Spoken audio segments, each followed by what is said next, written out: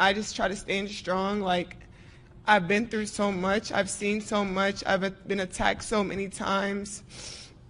Death threats. I've been sexualized. I've been threatened. I've been so many things, and I've stood strong every single time. And I just try to stand strong for my teammates because I don't want them to see me down and, like, not be there for them. So I just want them to always just know, like, I'm still a human. Like, all this has happened since I won the national championship, and I said the other day, I haven't had peace since then.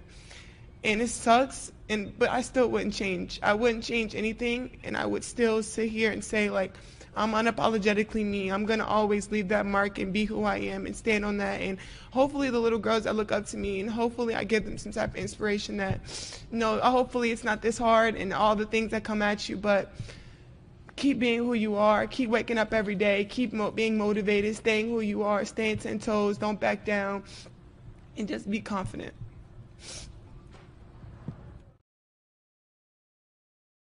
So last night, I attended the NCAA Women's Basketball Championship. And how many of you saw it? It was like so exciting, wasn't it? It was such a great game. And I'm old enough that I remember when we got Title IX and we fought so hard, right? We fought so hard. And look at where women's sports has come today. So we got to keep working. We got to keep working. So congratulations to both teams. So I know we'll have the champions come to the White House. We always do. So, we'll have LSU come. But you know what? I'm going to tell Joe, I think Iowa should come too, because they played such a good game. So, right? So winners and losers, that's sportsmanship. That's good sportsmanship.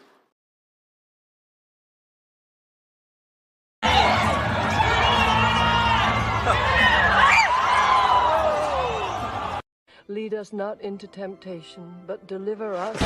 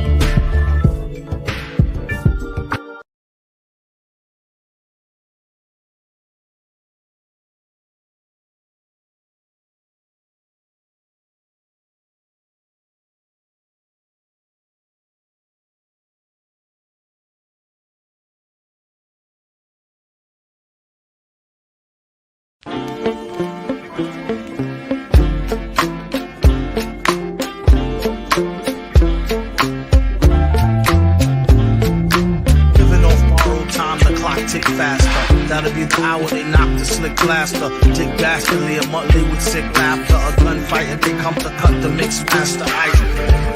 And living the true gods, giving y'all nothing but the lick like two broads. Got more lyrics than the church got ooh lords. And they hold the mic at your attention like two swords. Or you the one with two blades on it. Hey you, don't touch the mic like it's AIDS on it. All right, welcome once again to the beatzillapdx official show. I am your host, beatzillapdx officially, and this is the weekly wrap-up. So hopefully everybody is doing well this evening. As you are coming into this broadcast, please, if you would, hit that like button, share this out. Right now, we are also live broadcasting on Twitter, so you can share this on your Twitter page, and if you are on Facebook, you can also share this on your Facebook page as well. So, with that being said, if you have not already subscribed to this YouTube channel, because the point of me broadcasting on all of these different mediums is to draw your attention to the channel here on YouTube. So go ahead and pop over on YouTube and subscribe. And while you do that, make sure you hit the notification bell, hit the word all. That way you'll be notified anytime this channel goes live or a video is uploaded, or maybe some kind of other surprise or a notification of some sort. And you can also become a member of this channel if you have not already done so. Like you see some of these people in the chat with badges. Those are members of the channel. And, they are come with some more video content that I do not have on the main page, and in some cases will be premiered to the members first. So when we upload videos that you end up seeing, maybe premiering, the members most likely have already saw it. So, and even sometimes with if we're pre-taping the weekly wrap up, the members might get that a little early, depending on what's the situation is. So just different things. You never know when you're a member. So salute to all of you and thank you. But in the meantime, thank all of you for tuning in on this Friday night. You could have been anywhere else, but you chose to tune in here to this particular spot this evening.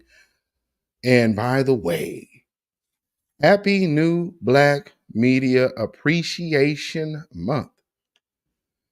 Yes, indeed. It's been 4 years since, this has even been established as a thing. Shout out to Sister Eve and Ogun, Brother Ogun Spirit, for taking the initiative to spearhead the celebration of not just the people behind the mic and cameras, but also you, the audience, the grassroots, the people that never had a voice before other than what mainstream media wanted to give you. Well, new Black media, especially the voices of new Black media, which, consist of, quite a few. The purpose is making sure that we are a vehicle for the message of the people. So it's always been having a bought and paid for individual speaking for Black folks. And they're trying to kind of bring that back around again. And you see some of the old tools that they have used to speak for the Black community. You're seeing them kind of get done in and laid to the wayside as well. Vote or die. That comes to mind right off the rip. Look how they doing Diddy. And just pay attention real quick. With the whole P. Diddy situation, do y'all realize that they're already talking about his money? They went first to that, and you didn't hear that about no Harvey Weinstein. You didn't hear about none of these other people. They don't talk about the money they potentially are going to lose. As soon as they start talking about P. Diddy, how much money is he going to lose? That's important for them. That's another reason why having your own medium source of media and news and information is because what they want to sell you with the tools that they're using to sell you garbage, they'll literally break that same tool in front of you. So when you think, remember the question we've always heard so many years past, why is it that all of these rich black stars don't help the community? I think you guys should it should be becoming clear. You know what I'm saying? And we're seeing it, Jonathan Majors getting done in. I mean, they left and right. Letting you know, you got to stay in your place. And Diddy thought that he could go sue big corporations because he thought he was in the mix. They showing him real quick. Nope. We actually don't really rock with you like that. Nah, we're gonna take another direction. But but that's the way it goes when fame and the betterment of your people is more important, hobnobbing and rubbing elbows and with acceptance versus really representing the people. But instead, I just want people to take notice. That's not black empowerment. That's black usury. Now you have a black person, oh man, they'll write a book. Oh, you're grifting. Sell a product. Oh, you're grifting. We finna go see that new Tyler Perry movie though.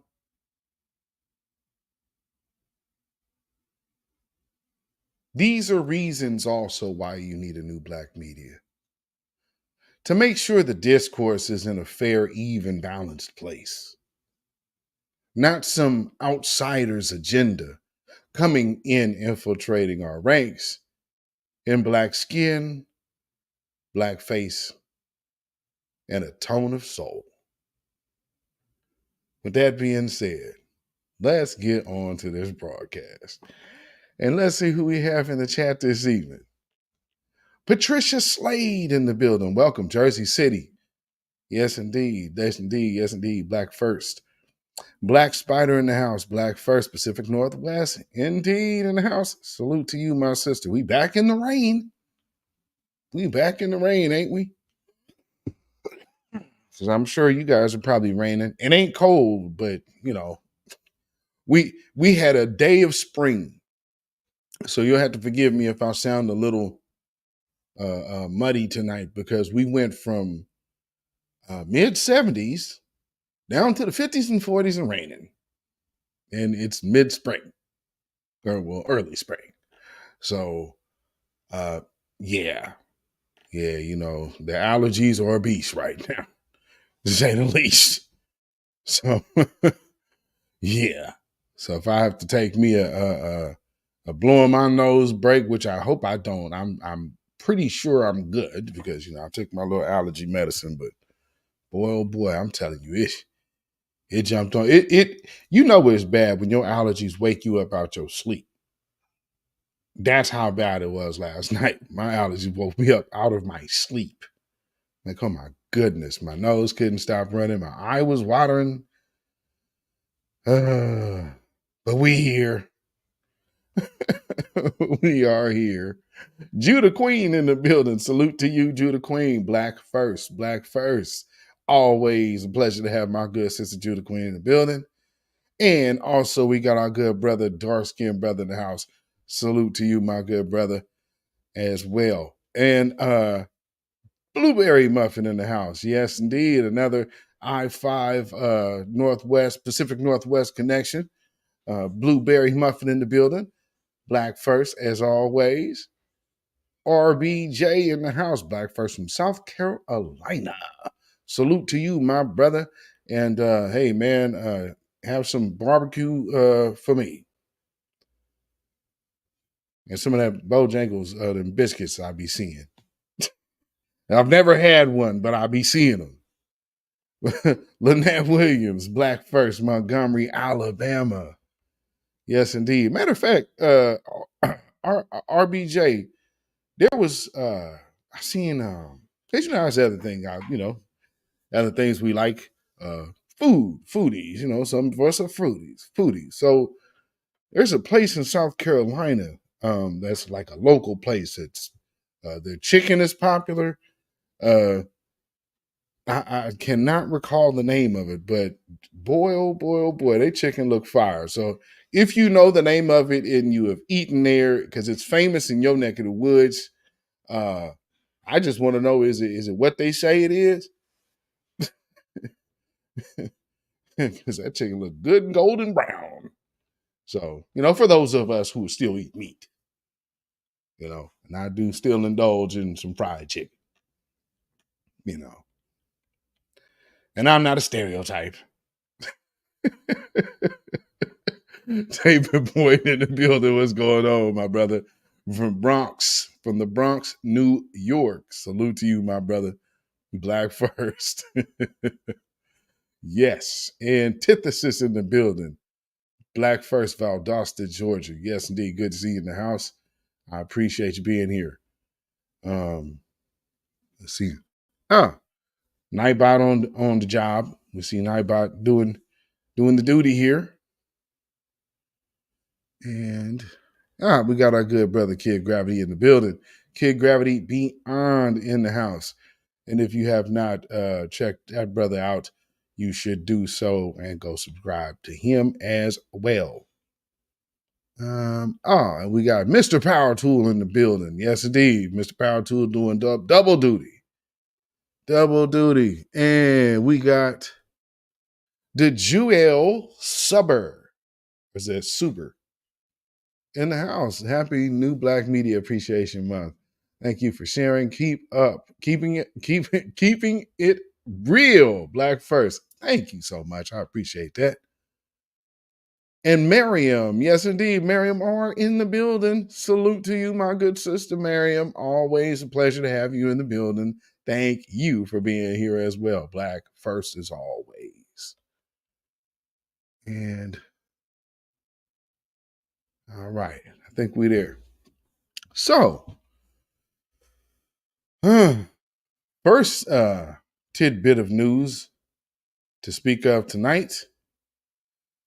We got Dominique Devereaux in the building. Dominique Devereaux, thank you for being here as well. Salute to you, Black First, as always.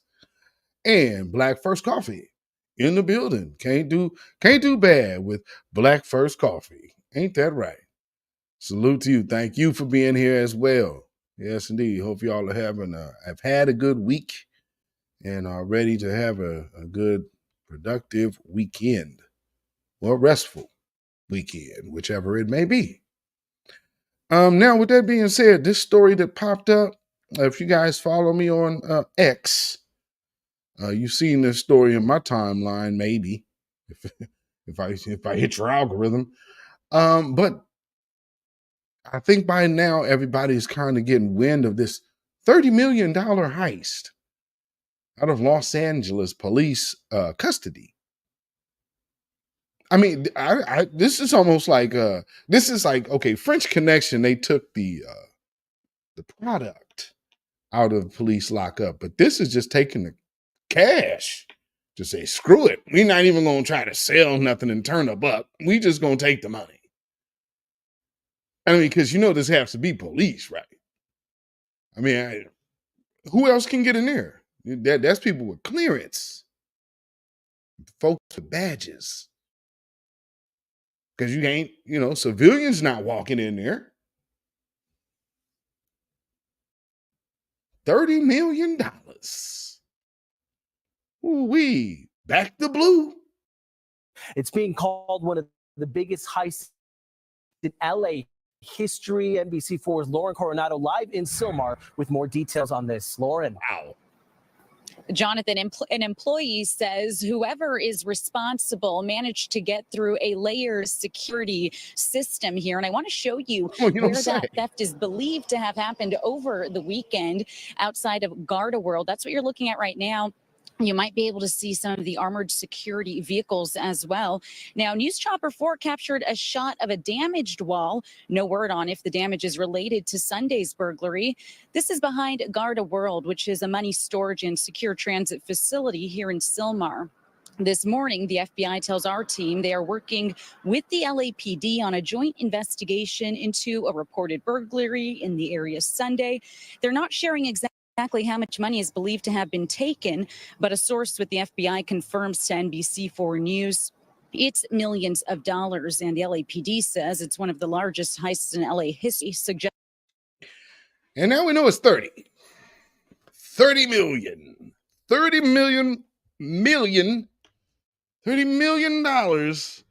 that absolutely had to be taken by law enforcement.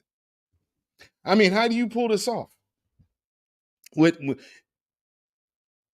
this they stuff. You mean you ain't finna tell me that some gang members ran in there and no, they did not.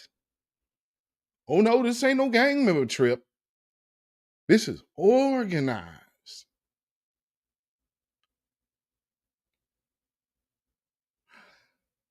You know, these are the things that movies are made of.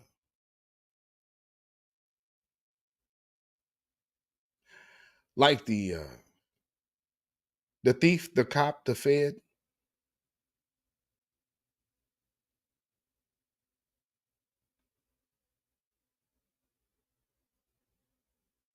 I mean, it's just, it's kind of ready-made for Hollywood, isn't it? I mean, this is just theory. I mean, I'm just theorizing. I don't know any of the facts of this case. But if one was just looking and just saying, oh man, what comes to mind? Like, wow, this is almost like a movie. The thief, the cop, and the fed.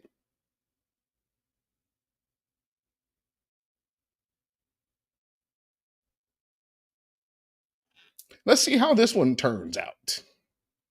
But let's hear some more. Suggesting it may be tens of millions.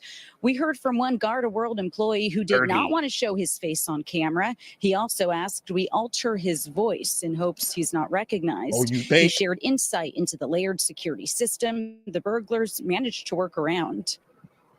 The place is pretty secured. Alarm system, they check to make sure that the alarm is set up. So, just... Now, why you think he don't want his... Now, okay.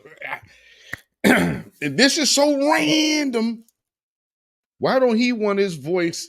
He needs his voice altered, ain't showing his face on camera, won't give his name. They know these is cops. they know these is, and they don't know how high up that goes. I mean, because like I said, this is kind of like the things Hollywood movies are made of. The cop or the thief, the cop, and the fed. It has a ring to it, doesn't it? I'm just saying. To think that they were able to go through the security system and get away with all that money, it's a shocker. Oh. He says he didn't even know how much money was being stored on property, and like many others is questioning, was it an inside job? That's certainly something the FBI is looking into as well. We've reached out to the FBI and the LAPD. We're working on gathering more information about the investigation. And he just did in Coronado, NBC. All right. All righty then. So that's what's going on with the LAPD. One of these police departments that has been known to have anti-black gangs, terrorize Black communities, talking about, when people were kneeling during the Star-Spangled Banner, that they somehow were disrespecting people in uniform.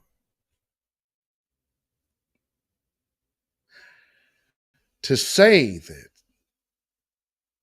anybody outside of uniform could possibly have done this is amazing. And I haven't even heard anybody try to attempt that yet, because they shouldn't. $30 million gone. The feds immediately stepped in. It's like, yep, we're on the case.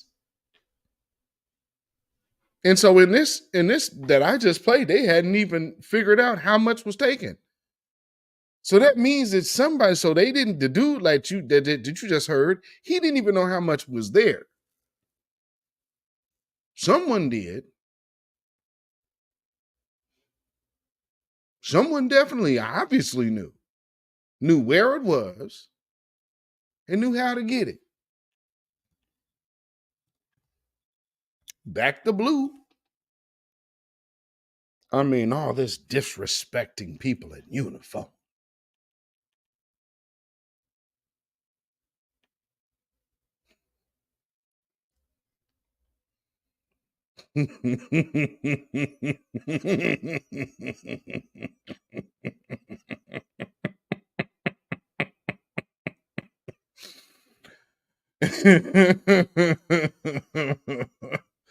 What they say, sometimes the truth is stranger than fiction. I'm just saying, 30 million, just the things that movies are made of, man. Come on. Good grief. Allegedly. Yes, indeed. Allegedly. Ooh. I seen that stuff. Oh, you can't be serious. You talk about PR nightmare. Oh, man.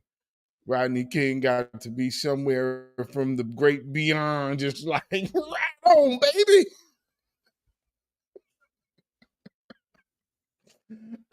Oh, man.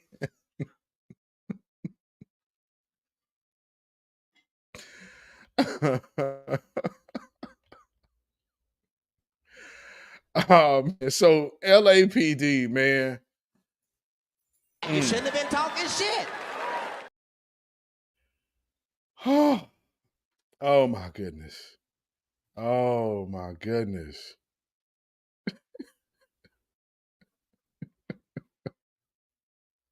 Can't point the finger at the police, but He did that shit. He guilty as fuck. Somebody in there, somebody in uniform. Oh my Lord. Now moving on to another story real quick here that I want to touch on. Is going in my this city.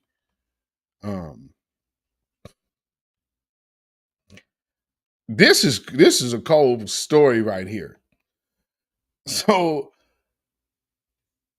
do you understand that, okay, all this we have sanctuary cities, and we have different groups that aid migrants and whatnot. But for the most part, you know that they are headed to your city. Like, think of this. In Chicago, people know where these people are. They know that they were coming to their cities. In places like here in Portland, Oregon, it wasn't until this week that we learned we've been paying to house migrants while we're actually literally watching our police and mayor target homeless camps. But we are paying for these invaders, and they didn't even tell us they were here. Gotta love the Democrats. Gotta love the Democrats. I mean, good Lord. But hey, let's go get these homeless. Let's go knock some heads and get the police to go sweep up these tents. And what's very odd and ironic about this whole thing is to help these migrants out. Guess what we're offering them? Tents. And offering them to camp on the street. So sweep our citizen homeless out the way to make room for illegals. Because they have so many that they can't house them all. And we're just literally hearing about this week. I know I am. I didn't know we had these asylum seekers here. This probably is going, if you have not known, this is probably going on a place near you right now. Because we sure didn't know. I just heard family. I'm talking about this is a new development to me. Like, where are these people at? They just got whole apartment complexes housing them. And they're literally, the mayor, you talking about a homeless camp ban, and they're trying to, they just reinstated legalize they recriminalized drugs. Because, you know, that was a whole big deal. We're decriminalizing drugs and fentanyl and blah, blah, blah. Well, they have now, as a few days, reinstated this. So it's criminal again. But now we found this out this morning. A new lifeline for asylum seekers here in Portland at 10 o'clock. I'm Jeff Gianola. A lack of funding meant 80 people might wind up homeless on the street, but now Multnomah County stepping in to help. Joyce O'Gary live tonight after talking with the county chair. And Joyce, she's telling you this is not a permanent fix? That's right, Jeff. Multnomah County says it will fund the program for 1 month to keep families off the street. We have to really be working together to find those long-term solutions to this problem. Multnomah County will give money to a program that provides shelter for asylum seekers. The group Interfaith Movement for Immigrant Justice was paying for them to stay in a hotel in Northeast Portland, but that money ran out at the end of March. The county chair tells me this funding is a Band-Aid, not a silver bullet. What's going on in the state, the city, and other partners, including philanthropic partners, to help step in and fill this gap so we can find more permanent solutions for these families. And really to put a plan of action in place so that we have a system of response as we have more families coming in to Oregon. ICE, as we have more families coming into Oregon. I mean, what? What? Now this is some sneaky mess. So so just pay attention to what they're doing. They're using these little individual groups, these different groups that subsequently, so that you're kind of cycling money, but it's technically not the government doing it, but it's a nonprofit doing it, and probably getting some kickback incentive to start aiding and funneling these people up in here. And here, this means that y'all had to bust these people here or fly these folks in because they didn't walk. We're at the top of the state on the other side of California. And they didn't swim here on the Pacific Ocean. So how are they in this city? Y'all dropped them off. Hey, man. Anybody tell you, we got to vote blue no matter who? If you don't get your away from me. You see what they've been doing behind your back, and these people are coming in to flood your neighborhoods. All this gentrification that these folks let, and black politicians on the job, might I add, let these folks just come in here and carte blanche. Not to mention, you know what's so funny? Y'all Negroes is running around here in masks. Like, man, it's what they say. They told me this, 200,000 people will be down a day. And they flooding them in here. Ain't there jiznab anywhere but your black ass guy. Thinking you smart because they told you to do it. What they doing right now ain't good for the people. Ain't that clear? Definitely not good for the American citizen. Because see, once you start getting these illegals off up here on the street and they have to be homeless, then all of a sudden it's going to be compassion. We're not going to be sweeping them off the streets. But while you're an American citizen, you could literally get your head knocked in by the police. Not that they're out here just harassing homeless camps. They're not. But they are removing. So, I mean, they will blow through and throw all your belongings in the trash, and none of that's cool. That's horrible. But nonetheless, that's what's happening. Oregon has been a sanctuary state since 1987. A welcome center opened its doors in 2022 for asylum seekers. Then the program was shut down back in December. Earlier today, Portland Mayor Ted Wheeler said he's looking into how it was funded in the past. I will continue to work with my colleagues and the state and the county and figure out what the plan was and what the plan will be. Multnomah County offered families tents as a last-second resource before they came up with this short-term solution. We need some. What's hilarious, like I said, this is literally from the county from the same city where the mayor has a homeless camping ban.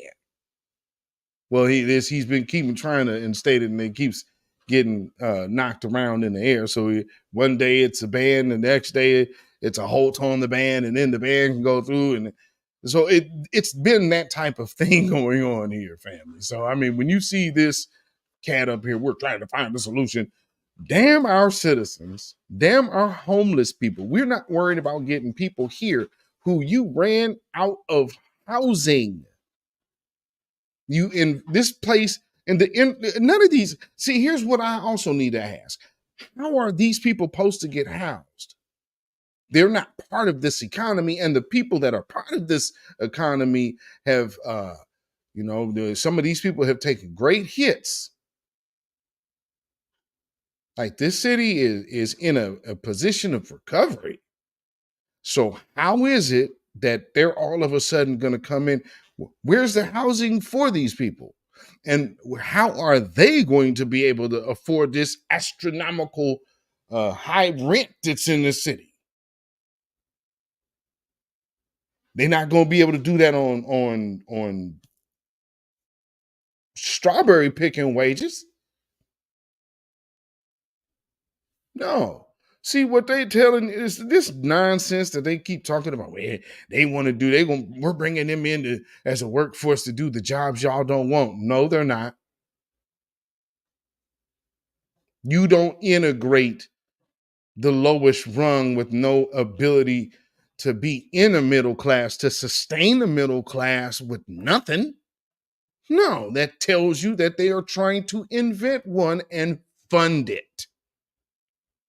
If you were black, still talking about voting blue, no matter who, with all of this money going to people to whom they are using to replace your vote blue, no matter who mindset, with tangibles they giving them to say, well, we'll make you the middle class while keeping these Negroes broke. Something is wrong with you, and we'll address you at the end of this broadcast. But nonetheless, let's finish this out. Something to respond in the moment. And I think that with the best of intentions, this person was like, I can't solve a problem, but what I can do is provide you some assistance, with a tent to help you as if this transition does happen. We all agree that the right answer is not to hand people tents and say, welcome, you can join the population of homeless people on the streets of Portland. That is the wrong answer. Oh, even better, Ted. So, I mean, what's a horrible idea is to actually have them interacting with these homeless. I mean, they're so much better than our homeless people. Round of applause for Ted Wheeler, ladies and gentlemen. Round of applause.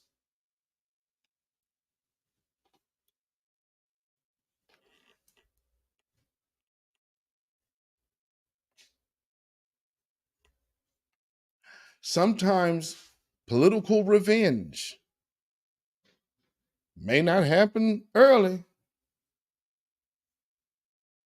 but some things have a way of turning out.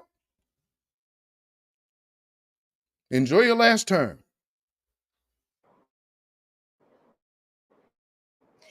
And the county expects to have meetings with stakeholders to find solutions next week. Live in Southeast Portland, Joyce O'Geary, Coin 6 News. Yeah, you can go ahead and skate on out the back door, shaking hands with the Proud Boys and all. We voting couch.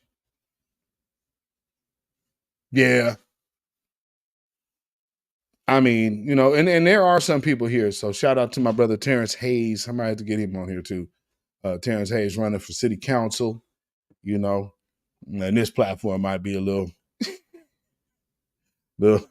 too urban for the market he's trying to cater to. However, though, I absolutely hope he can, because that's a good brother. Known him for a few years, him and his wife. So yeah, if y'all are in this area, if you are in East County, make sure you put your ballot in for our brother Terrence Hayes. You dig? Because this is one of those things where we talk about, and again, not all of us are going to be able to step in that lane. I know for him, he thought about it for a while, had to mull it over for a while, and as so many would feel, it ain't for me, but he thought different of it, and the brother stepping out there on faith and principles, and I appreciate it. So again, salute to our brother Terrence Hayes. And if you guys are in this area, if you're in East County, cast your ballot for Terrence Hayes. Solid brother. We need more of these. You know what I'm saying? And again, not that I don't know Mingus. I've never interacted with Mingus Maps. But I will say this. I could see the opposition that is mounting against him. But, seeing it that I'm around City Hall often, the one I see there the most will be Mingus Maps. So it is what it is. And if it, again,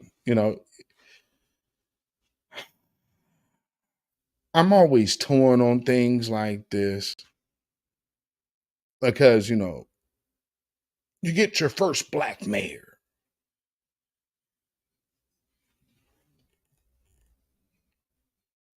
New York has had a few black mayors.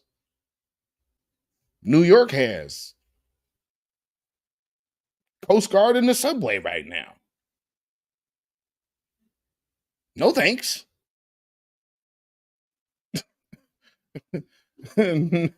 Yeah. I'll pass. Yeah. Forgive me for taking a hard right. Yeah, I don't think so.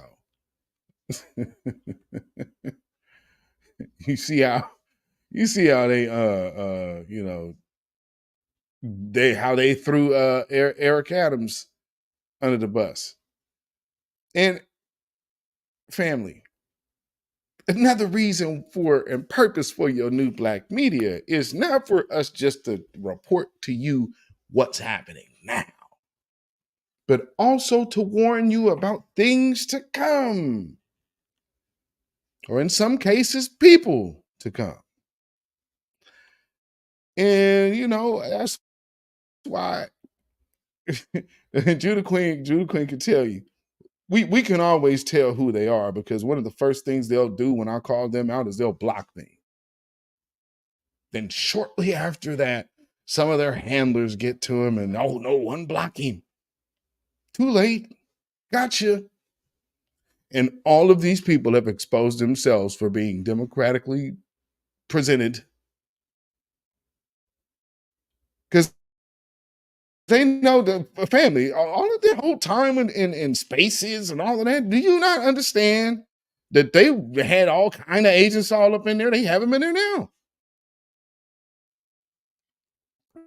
They want to know who's who maybe has some influence, or who's really talking that thing that might penetrate to the mass. They want to know who that is. So they are putting out all kind of people to, okay, here's an example. You look at the big three, as we call it, Tariq Nasheed, Professor Black Truth, Jason Black, the Black Channel. Through just that medium, you have a wave of the, I guess you, for a lack of better terms, following of this particular group. But that presents a megaphone when you have a unified message. And so that starts flourishing like a rose. And now all these petals start popping up. And out of all of these petals, just like I said, I'm from the city of roses. Do you know how many petals will be in a rose? All of those petals individually are fragrant. That's what you have with New Black Media.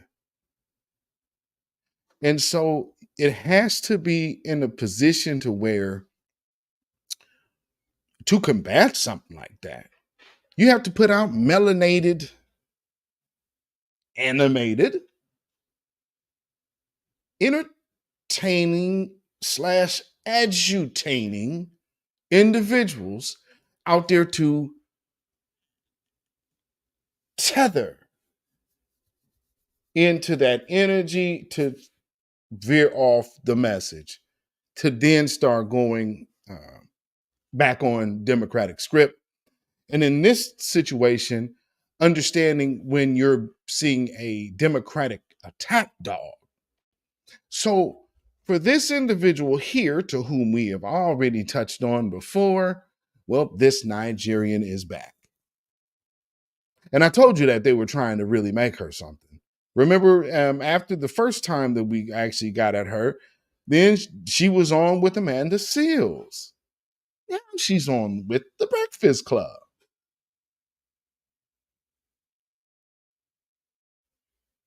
Pay attention. In the same breath that you want to sensationalize and you want to highlight and point out, an officer was killed the other day, which is a rare occurrence across the United States, but in New York. New York police officers have killed at least 7 people this year, including a 19-year-old. An NYPD officer killed a 19-year-old in Queens. Dismiss the loss of the life of an innocent person that wears a uniform to protect us. But you do, of the 31 people dead at Rikers, and the 19-year-old killed yesterday. I feel like I don't want to take you out of context, and I don't want people to all of a sudden criticize that you're being dismissive of a Adams, man being shot Mayor and Adams, killed. that's not going to work on Listen, me. I'm not trying to work Yeah, anything so- on you. I lost a member of the police department the same way I go to see the mother of 11-year-old baby that was 11-month-old baby that was shot in the head when I first became mayor. I sat in the hospital with her. The same way I go visit these mothers who lose their children to gun violence. I go see them. Yes, but not the mothers of the people who are dying in Rikers. Just as I go to see the family member of a slain police officer, I go visit those parents that lose their loved ones to violence. Are Now, you do visiting do the that? family of Do you the? do that? First of all, yes, Do I you did. do I that? held a Riker. I represented You went hundreds. to visit. You First went to of all, visit the family member of a slain officer. no, not slain officer. Of course you No, didn't. but what about a 18-year-old that was killed yesterday by NYPD in Queens when he called for help? Have you said anything about that? Are you visiting them? Yeah, the first of all, that's wow. Now, like I said, attack dog. And that's what you just seen right there with old Nigerian there.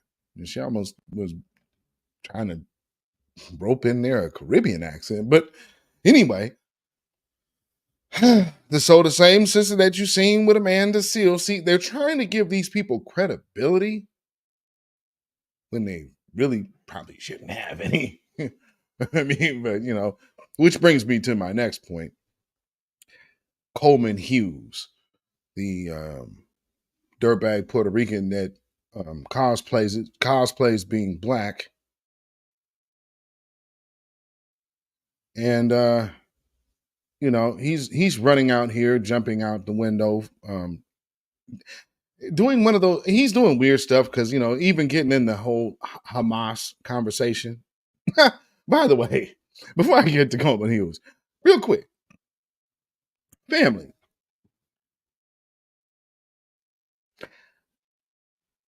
How happy are you? How sad, I won't say happy, but how satisfied are you with yourself knowing that you had no part in supporting any side in this Gaza conflict? Because, where are the Michael Rappaports and all of these people now?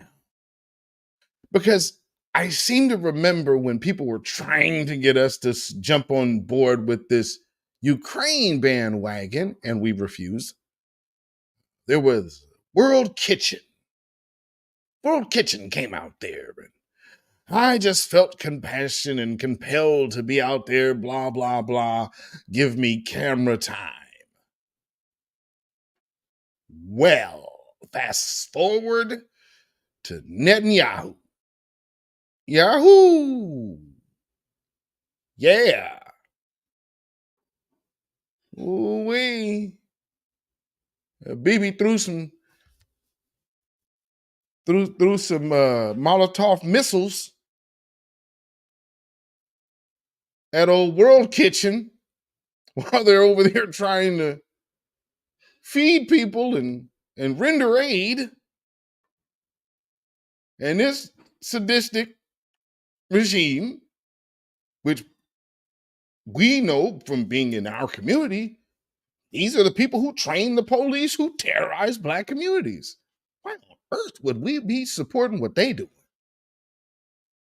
Because if we're dealing with their trainees, they're the authors of this. No thanks. You can keep that. We'll be over here minding our own righteous business. You can have all that parts of Satan over there.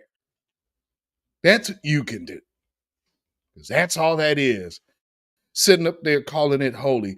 You went and bombed innocent people trying to give food to people. What are you talking about? And this is all before the world. How many people want to sit up here and say something now? Where are black people at? We are over here minding our not blowing up innocent people business. Whoops.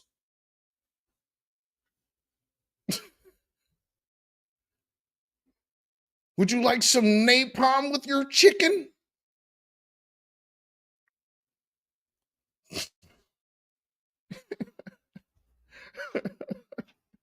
What a bad deal for Joe Biden. You back this. All of you nutty Democrats, we got to render aid. And that nutty woman on the UN Council again voting against. You got everybody else here talking about, we got to turn off the faucet. Here she go.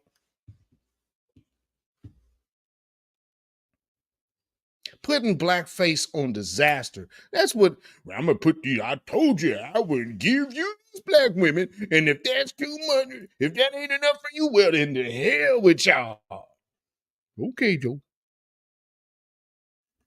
You know, I think Joe really heard about issues. Whew. Oh, blueberry muffin?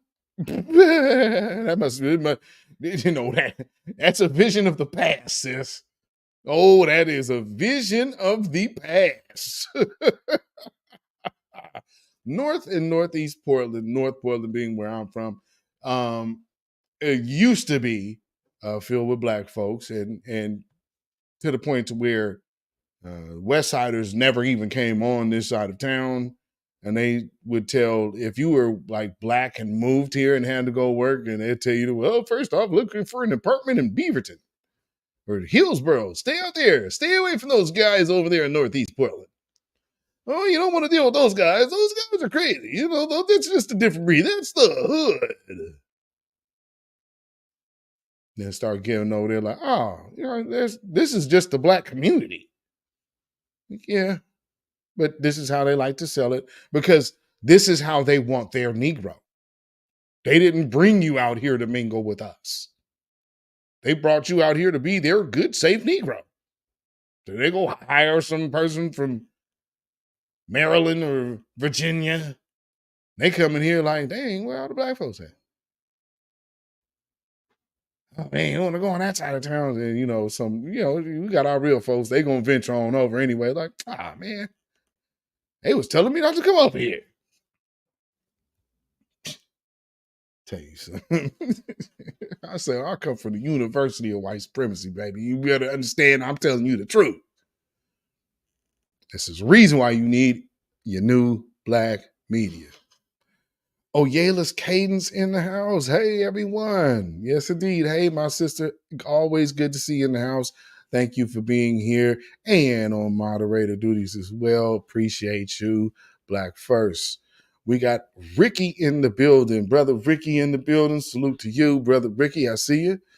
Got no money for homeless vets or homeless Americans. Ain't that the truth?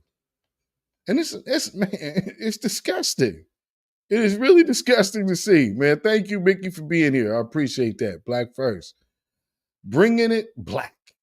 Yes, indeed. Thank you for being here as well. I hit that PayPal. Oh, it did. Let me see. Let me take a look here. I'll take a look at my notifications here. What do I got here? Oh, Star. I see you. Some chick named Star in the building. Thank you so much. For your CashApp donation. I appreciate that. And let me, why isn't it giving me notifications for PayPal? What's happening here? Yeah, there we go. Let me go in here. Oh. Okay. You know what? Now I know why I'm not getting notifications. I had to get a new phone this week. And I've had this new phone for about maybe all of 2 days. So thank you. Bringing it black. I got the PayPal. Thank you. I appreciate it so much. Peace, power, blessings, and protection be up on you and yours. And as well as some chick named Star, peace, power, blessings, and protection be up on you and yours. I appreciate you both. Thank you so much for those donations. Yes, indeed. Let's see who else I see coming in the house. We got, excuse me, like I said, boy, this weather changes a beast. Miss D at Suite 201. Hey, Beatzilla. Hey, Miss D. Thank you for being here, Black First. And Lady F in the building. Yes, indeed. Thank you, my sister. I appreciate it. And also, thank you for being a member, Black First, my good sister. In the Mix Radio, Black First from St. Louis. Yes, indeed. Good to see you, my brother. And FBA for life in the building. I see you. I will address that cosplaying infiltrator rightfully. Coleman Cruz. Thank you. Coleman Cruz Hughes. How fraudulent can you be? You gonna go, well, I'll just take the Cruz over out my name and I'll just go ahead and start saying I grew up in the black neighborhood. Stop it. Man, thank you, man. FBA for life. Black first. Thank you for being here. And Tia to you in the building. Salute to you, my good sister. Thank you for being here as always. Happy new Black Media Month to you as well. And Black first, always. And make sure you see what she says here. If you have not already liked this broadcast, share this broadcast, or subscribe to this channel, you should do so now. And let's see who else we got coming in here. Key Prince in the building. Yes, indeed. A member for 14 months. Thank you for being a member. I appreciate you. Peace, power, blessings, and protection be up on you and yours, my good sister. Yeah.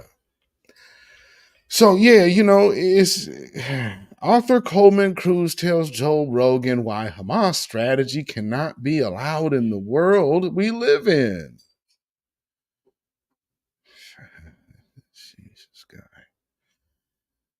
Author and podcaster Coleman Hughes, appearing on the Joe Rogan Experience, declared the reason that the Israel-Hamas war was unique was that the terrorist group Hamas has employed a strategy that should not be allowed in the world we live in.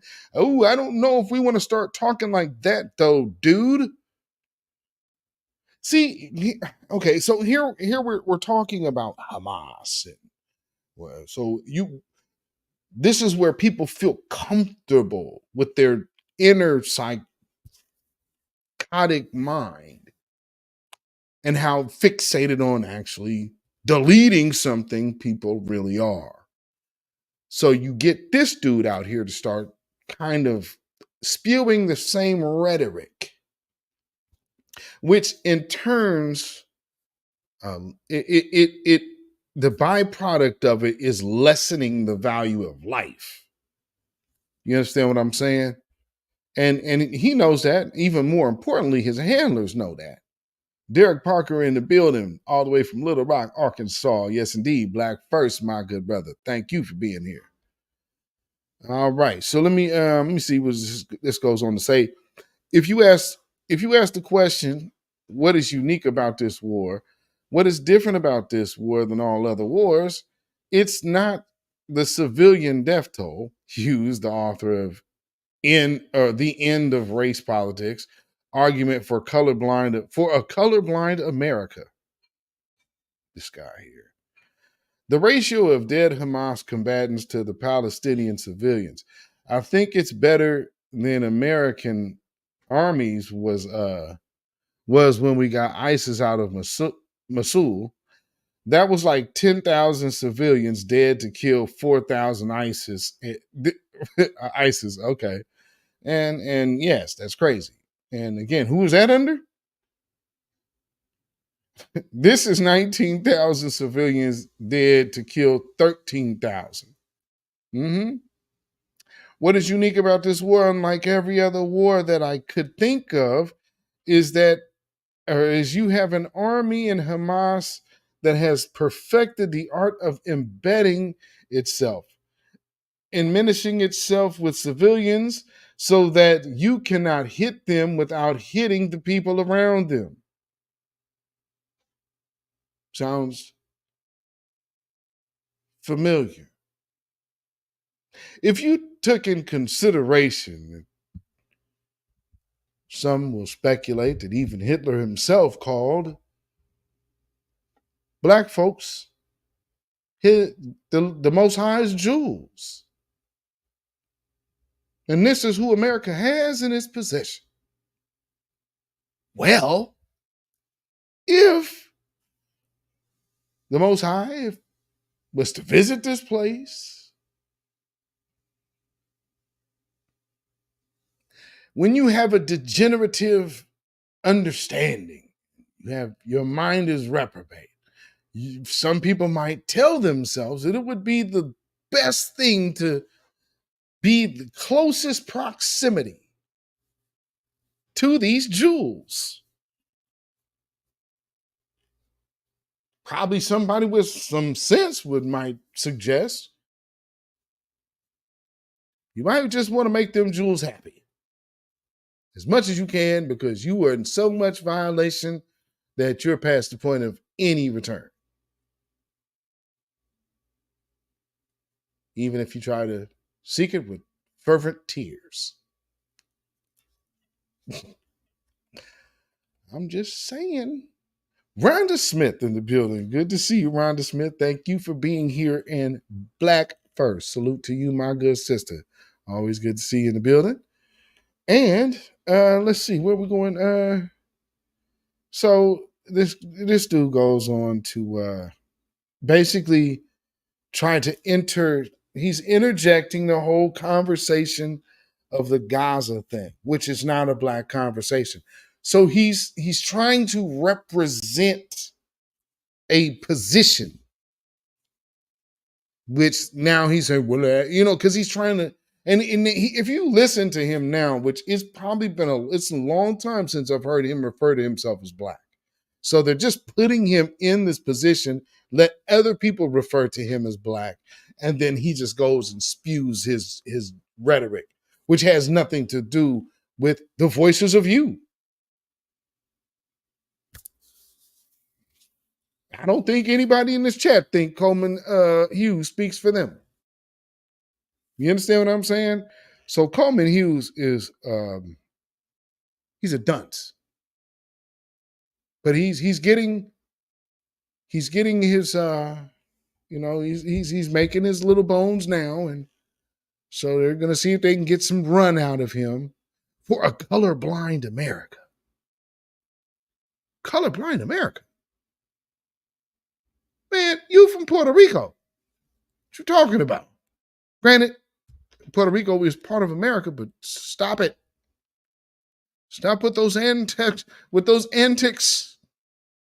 Because we know how Puerto Ricans, they consider themselves Caribbean. Although they're totally American citizens, but they definitely consider themselves Caribbean. Which is so strange when you're actually enjoying American citizenship, but whatever. And we're ungrateful. Oh man, the arrogance of a tether is just amazing. He goes on to say other armies have done this, but not have perfected it to the extent that Hamas has. The hell they have not. Because here, Coleman Hughes, here's another thing that you don't seem to understand, brother. There is an army of anti-Blackness that has always been established in the country of America. Because slave owners couldn't just maintain holding and keeping slaves by themselves. Oh, no. Everybody, society has to be deputized into this thinking. This is why I say societal indictments. Exactly why I say that. Societal indictments. And if they ever have to face the big judge, as well as they should. Yeah, now if somebody was passing down judgment, there you go. That's a societal indictment. And some would say, well, look at even nature. Nature can show you a societal indictment. The sun.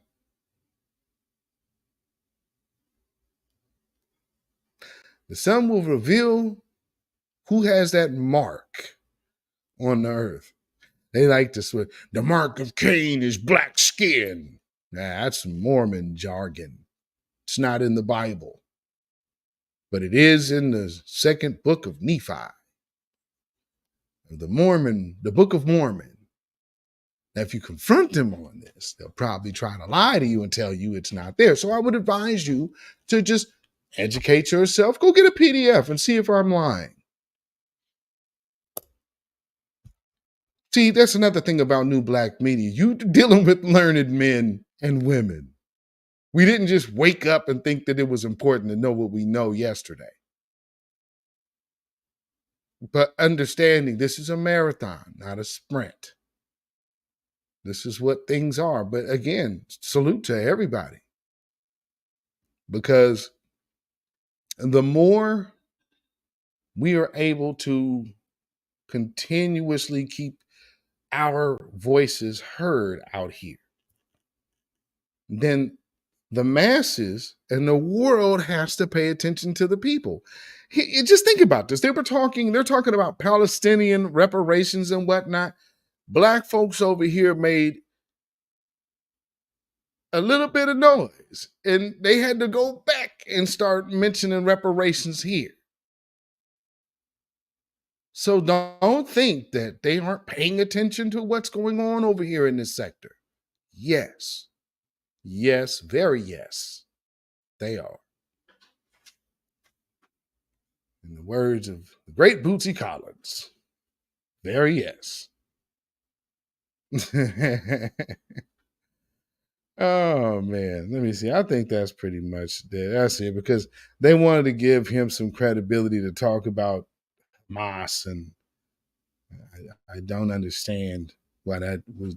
They thought that would be relevant. It's just weird. You know what I mean? It's just weird. But family, moving on. There's another story that I'm trying to think of who somebody tagged me in this, I believe, or either sent it to me. So you either sent it to me or tagged me. Now I can't remember. Forgive me. But nonetheless, something I kept seeing in my feed was this story. Where is it at? Okay.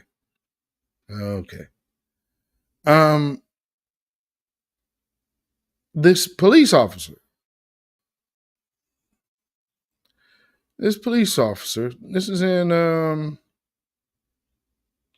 there's this story out of Tallahassee, Florida. It says video shows Tallahassee police officer planting evidence during a DUI arrest.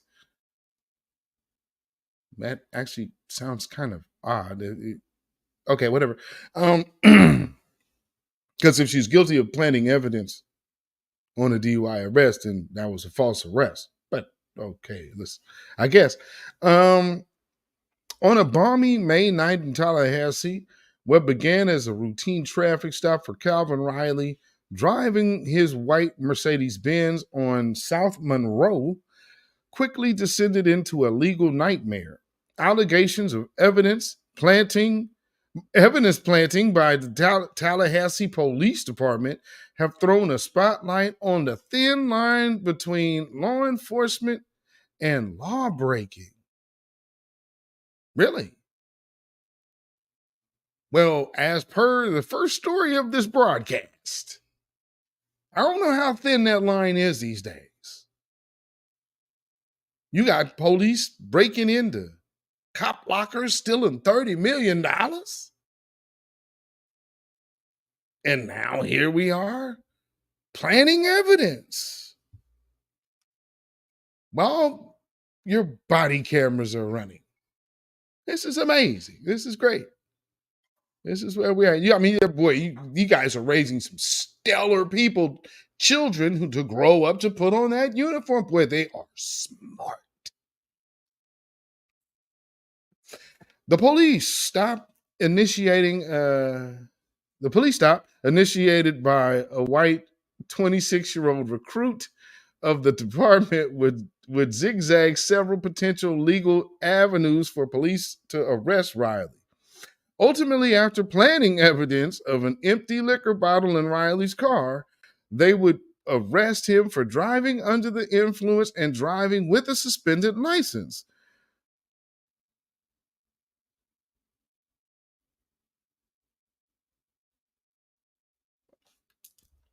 Okay, you know what? We just gonna do this. Oh my goodness. Did really?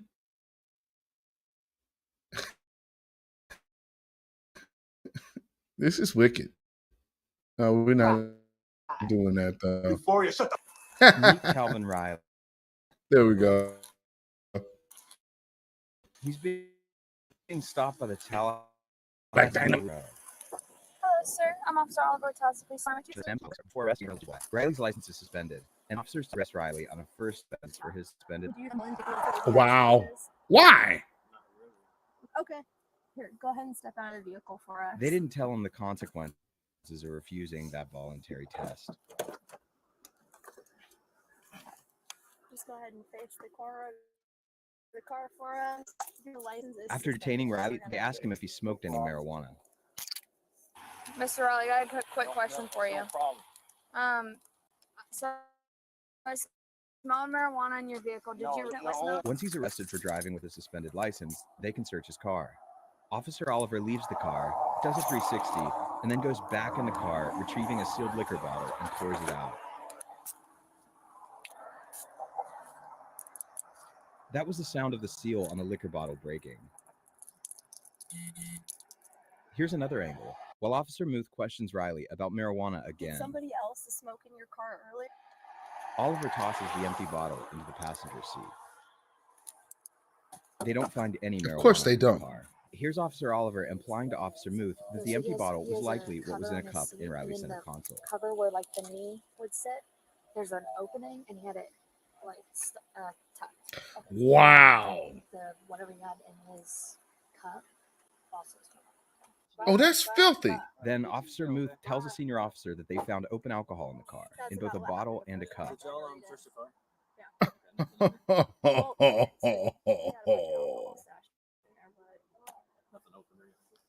open. Oh, okay. Yeah, in his like Tervis in the center console, he had a mixed drink, and then under his what? He had a like little bottle of vodka tucked away. When officers group to discuss the case, they all ask each other if their body cameras are off. Still on. Any evidence of that? Marijuana. Yeah. Are you still on? Mm-hmm. The video ends at this point. Hold on. See, I want you to pay attention to what's going on here now. See, what they're doing is they're bald-faced lying. And so is your camera still on? I mean, your camera's not on, is it? Wait. Now let me just go back to something. Let me go back to this. Because it's showing you how complicit these people are. You need to back the blue. Okay, right? This is our second criminal situation involving police this evening. A sealed liquor bottle and pours it out. What was the sound of the seal on the liquor bottle breaking? Wow. Here's another angle. While Officer Muth questions Riley about marijuana again, Did somebody else smoke in your car earlier? Oliver tosses the empty bottle into the passenger seat. They don't find any marijuana in the car. Here's Officer Oliver implying to Officer Muth that the empty bottle was likely what was in a cup in Riley's center console. Cover where like the knee would sit. There's an opening, and he had it like tucked. Okay. And then the whatever he had in his cup also. Then Officer Muth tells a senior officer that they found open alcohol in the car, in both a bottle and a cup. Yeah. Okay, nothing in there? Well, okay, so he had a bunch of alcohol stashed in there, but nothing open there. Yeah. Now, the question he just asked, well, he had a whole bunch of alcohol stashed in the car, but nothing open. Yeah. So how are you arresting him for a DUI when you just admitted that he didn't have nothing open? Because then she just openly, blatantly framed him by cracking the seal on his closed alcohol and pouring it into the street on camera. These people are stellar, man. Stellar, absolutely stellar. Back the blue. open. Oh, okay. Yeah. Yeah, in his like Tervis in the center console, he had a mixed drink, and then under his knee, he had a like little bottle of vodka tucked away. When officers group to discuss the case, they all ask each other if their body cameras are off. So, any evidence of that? Marijuana. Yeah. She laughs. The video ends at this point. Riley's arrest report states, quote, "A search of Riley's vehicle yielded a small bottle of vodka that was opened in a pocket in the driver's seat cover." Riley's case begins on Friday, April 5th, in the Leon County Courthouse in Tallahassee.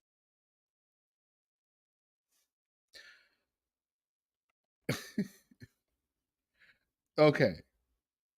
Why is that man still going to trial? So that means that he had court today. Why is he ever case still when you have the evidence of them planting evidence on it? See how far he has to go having his life wrecked and ruined over this Becky with a badge? Did you smell any marijuana? See, this is what black folks endure around here with law enforcement. People seeking to ruin lives. For what reason? Just because they want to. Because that's what supremacists do.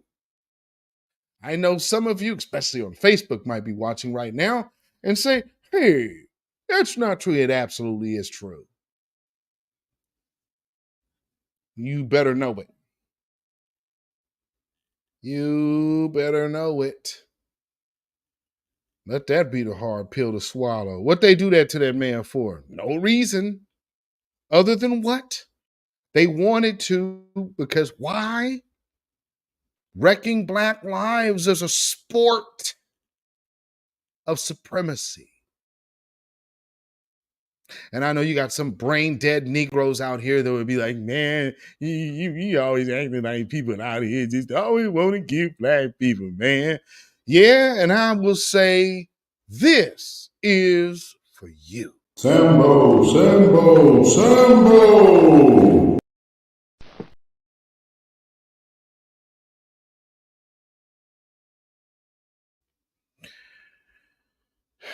Now, moving right along.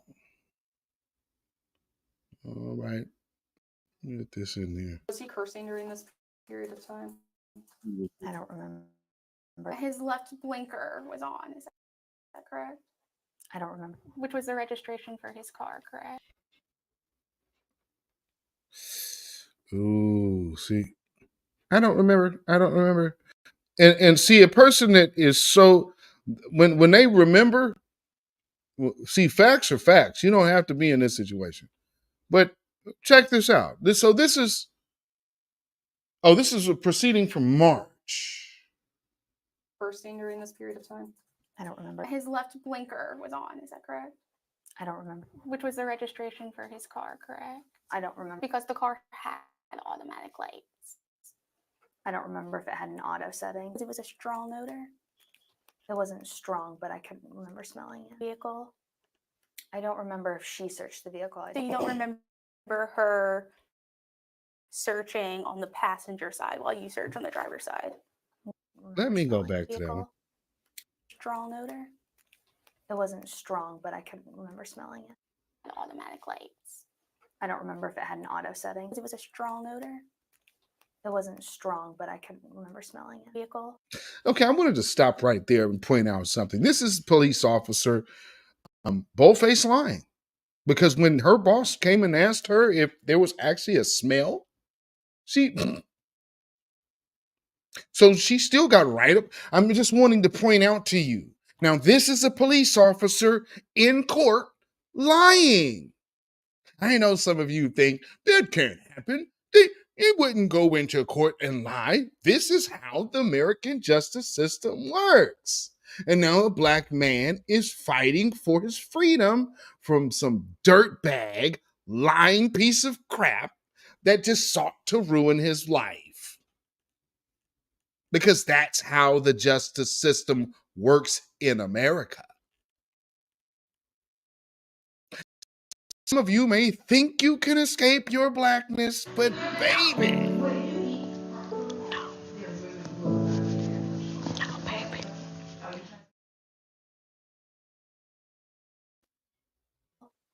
I don't remember if she searched the vehicle. So you don't remember her searching on the passenger side while you searched on the driver's side?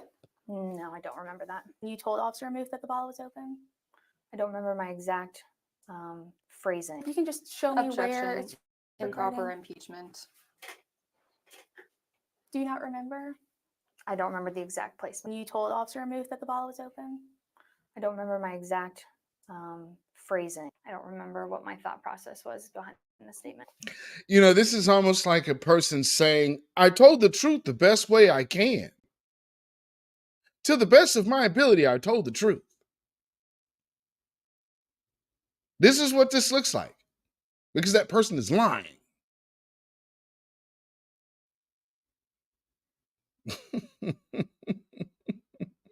And this is what it looks like. People are, man, oh yeah, this is exactly what it looks like. Get right up there in court and lie. I've seen it happen to me. A few people, not just police. So when I say that this is how the justice system works, oh, you better know it. When they want to team up and get you, they can use the law. And ain't nothing about what they said about you have to be true.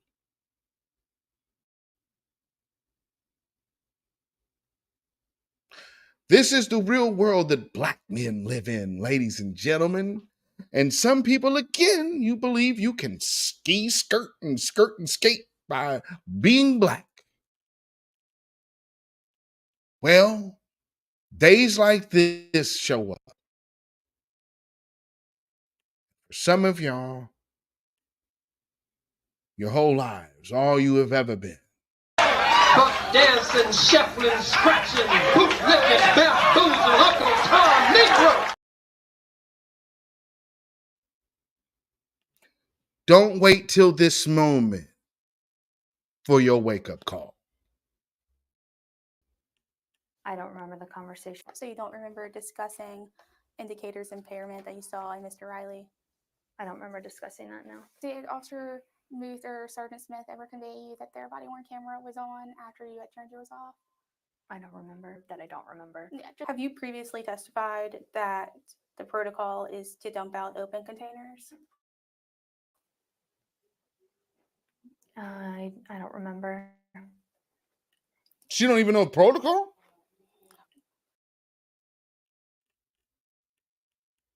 Yeah, that's when you, oh, right. I probably already perjured myself. Yeah, you sure did. Like even in my situation, there should be people going to jail. Down to the police.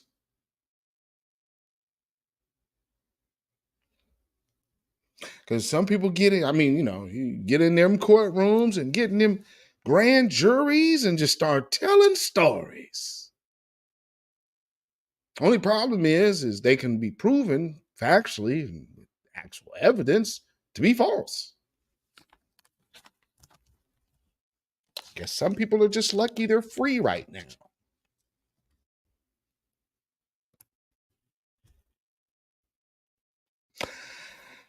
Yeah. And so that is the lesson of the day. And I would have to say this would probably be if you're watching on Twitter or you're watching on Facebook. Because I already know my YouTube subscribers know the deal. You should get over here to YouTube and subscribe so you can get this information as well. And get it from the horse's mouth. That you somehow lend an ear to. Like, oh boy. So let's see where I need to hear. We almost out of here.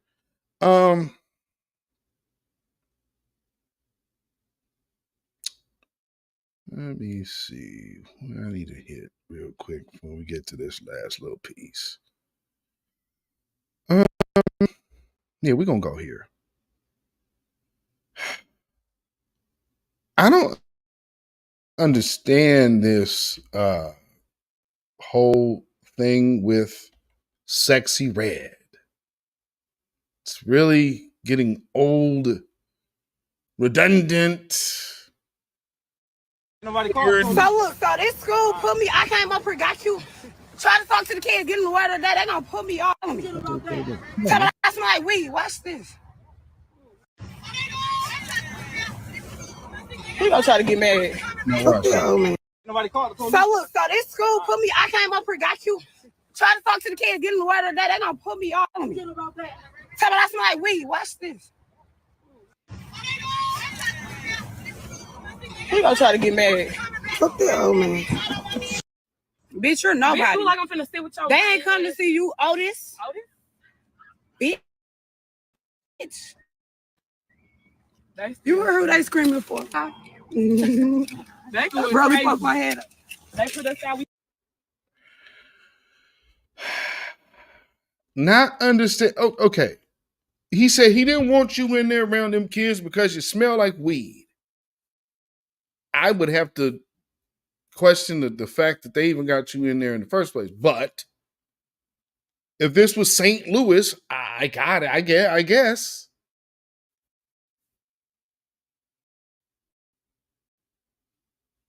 Speaking of St. Louis,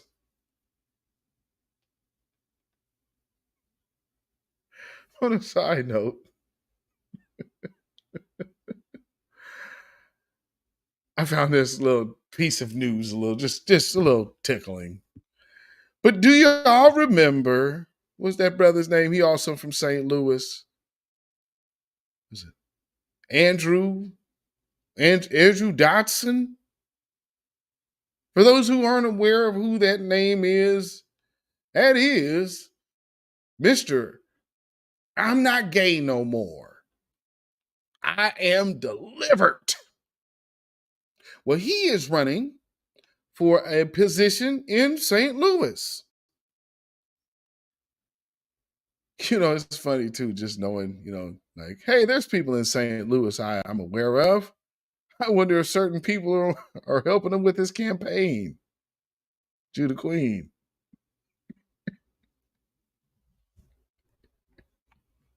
Judah Queen, you know what I'm talking about.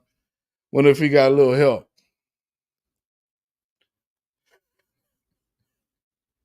Do a little bit of sock dancing.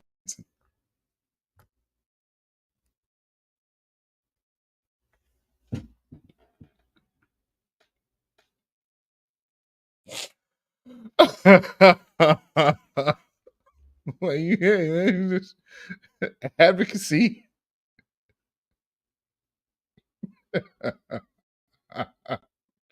Shout out to that brother, man. Hey, whoo. I wonder if he got a little bit of sock dancing help. Help with that campaign. Play in the background. Anyway.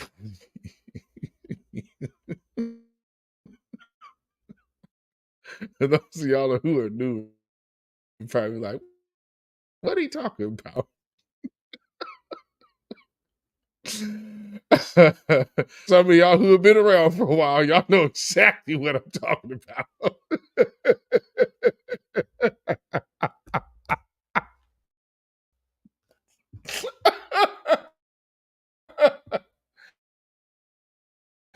I'm not gay no more.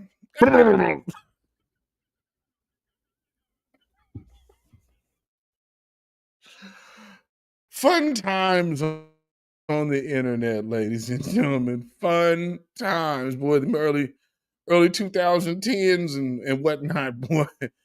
Yeesh. Oh man, but just more from the ratchet madness. I don't get this, man. The whole Sexy Red with kids thing. This is nuts to me. Came up here to say something to the kids. Give them a word of the day. Ski wee. Ski yee. Ski yee.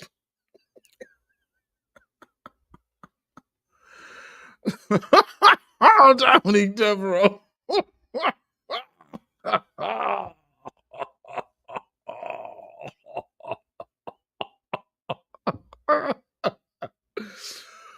Whoo, my chat is lit tonight.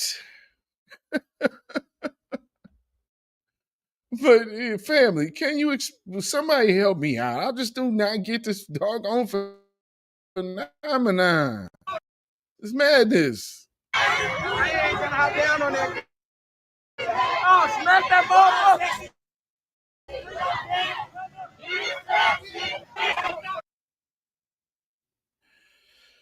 Why is this the thing? I mean, this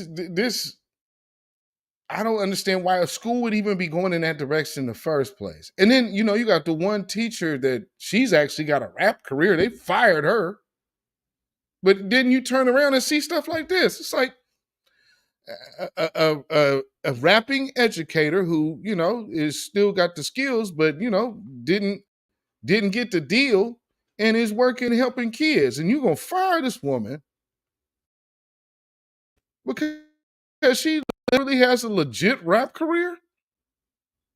The backwards logic of some folks is just amazing to me. We're going to be productive, so let's immediately be counterproductive.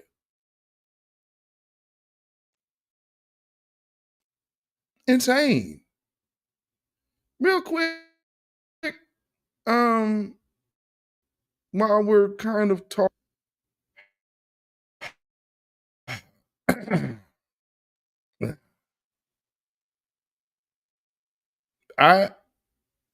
I'm just very this next particular story. Because there's a story coming out of up north. My Seattle family. There's, you know, kind of some news that is breaking. They have a public defender up there that has garnered some attention here recently. And I'll just allow you to indulge for yourself. Okay, let me check on that. Yeah. So we were talking May 6th. Yeah.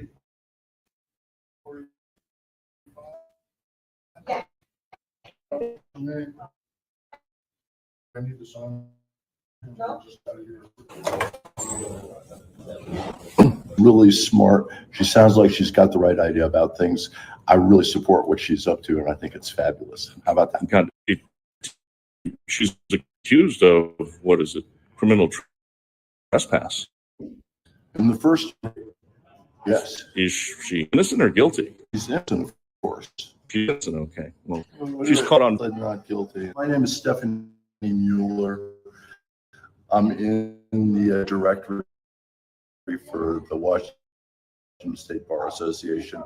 You could look me up. Okay. Stephanie, thank you for your time. At this point, your client is being arraigned, though. It's all just happened. Her hearing is over. Got it. It's done. All right. Do you know when her next court date is? I do. I'd like to maybe just keep tabs if they're. I think that's a great idea. Could you tell me when that is? No. Oh.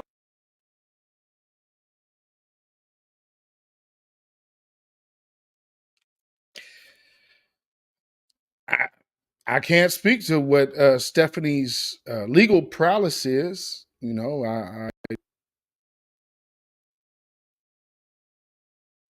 I don't know how confident I would be.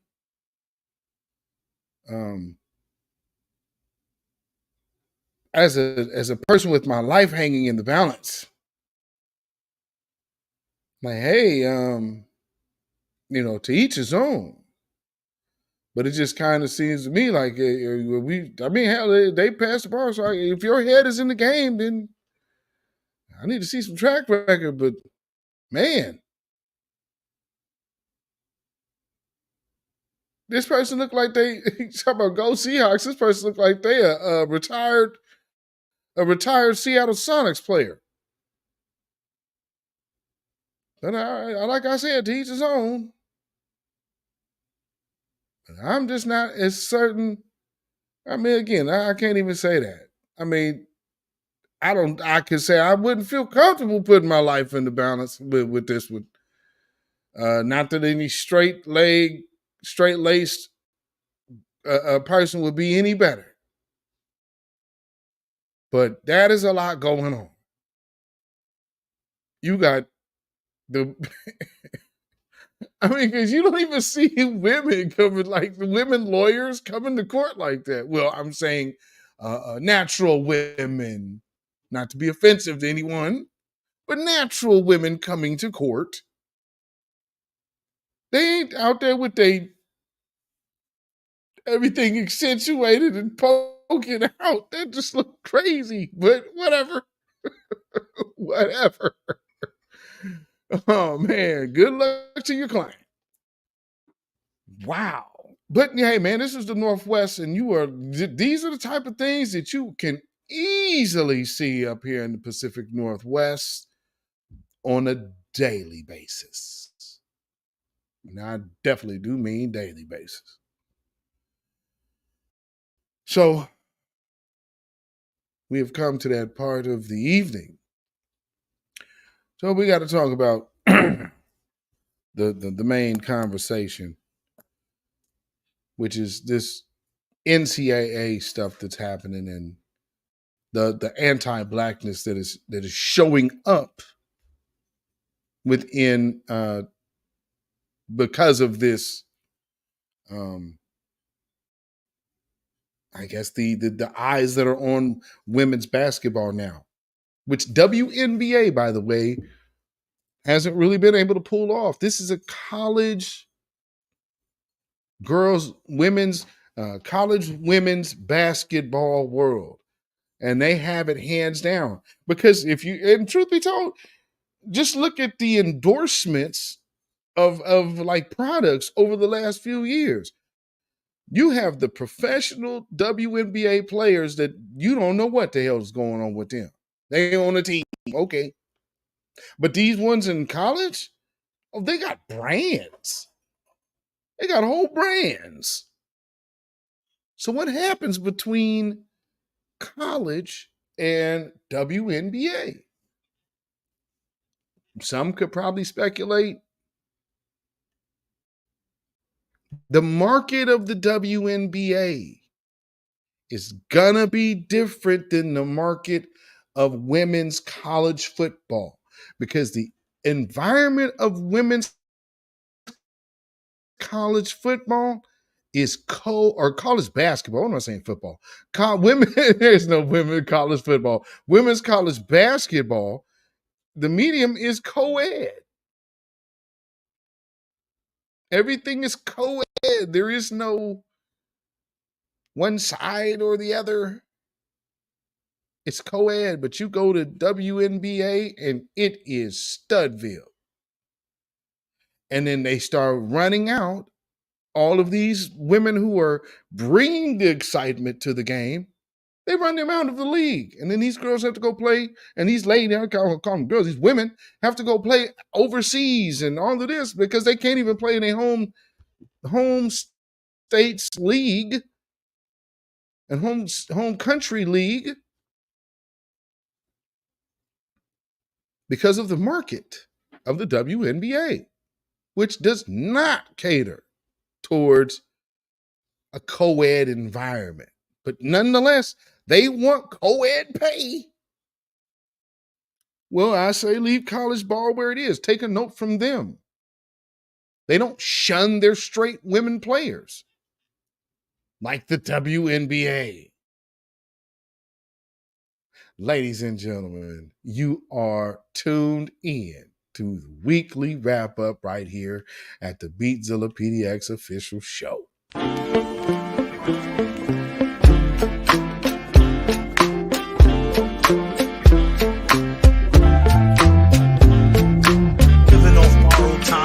Tick faster. That'll be the hour they knock the slick blaster. Dick dastardly, a monthly with sick laughter. A gunfight and they come to cut the mix master ice. And living the true gods, giving y'all nothing but the lick like two broads. Got more lyrics than the church got ooh lords. And they hold the mic at your attention like two swords. Or you the one with two blades on it. Hey you, don't touch the mic like it's AIDS on it.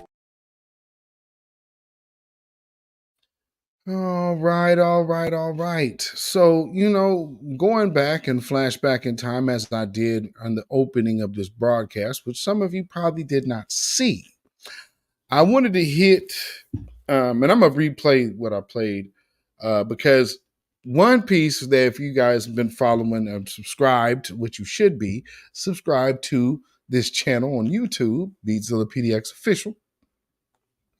I made a video not too long back of Jill Biden. This is last year after the LSU victory where they won.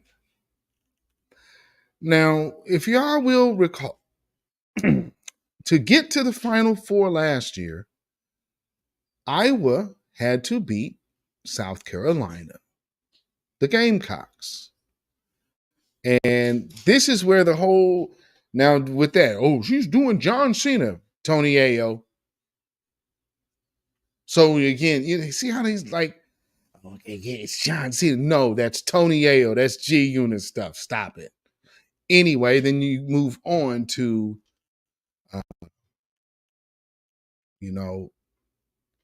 Jill Biden. Jill Biden shows up at the game to do what? To be in support of Caitlin Clark, the Great White Hope. That's what they were billing her as last year. And now this year, there's even been speculations of the NCAA fixing games for this girl. Well, all the sisters had to earn it. And if I'm not mistaken, I would recall that South Carolina, again, is number one. And they're still in the Final Four. So now that LSU, the former champion, has already lost, all of this talk has been about Caitlin Clark, which is really funny since she hasn't won anything. The Associated Press, they gave her another award. And this is how this works. Oh, she's an athlete of the year, and she's our person of the year. She's our inspiration of the year. She's this and that and everything since sliced bread. Because she has brought hope back for our little girls. Not meaning little black girls, of course. That you too can beat these Bayou Barbies.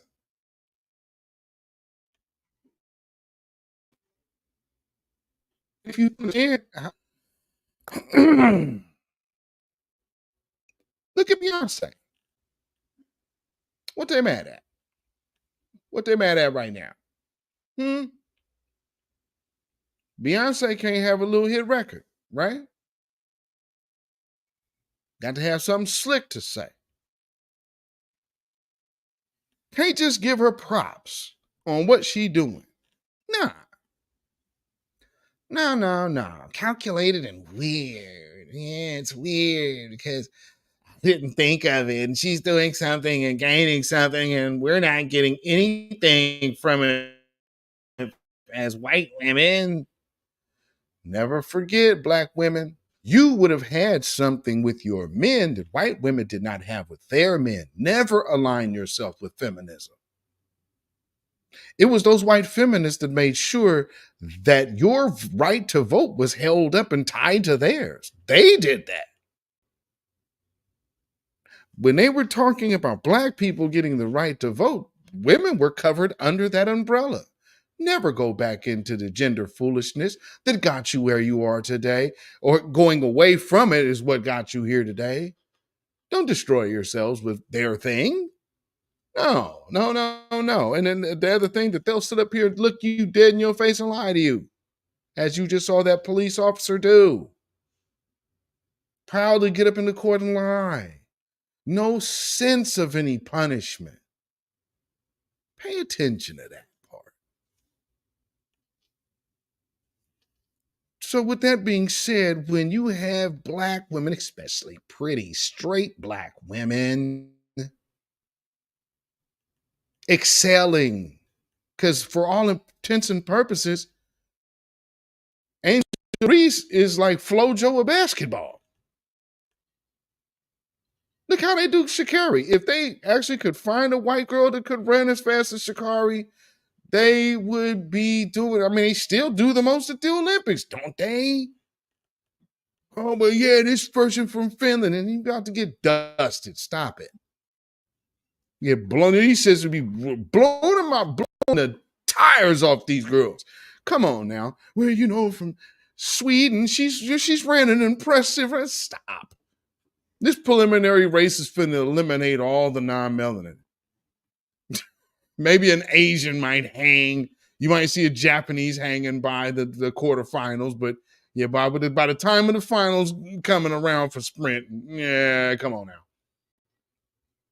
It's gonna be all you might see some of these white countries with their black representative running.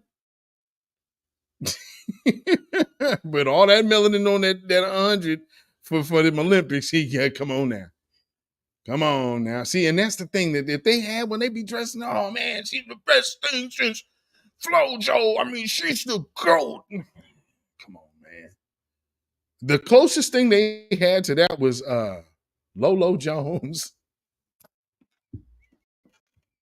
I never understood the phenomenon with that. I was like, is this one's a Quincy Jones illegitimate children? I'm confused.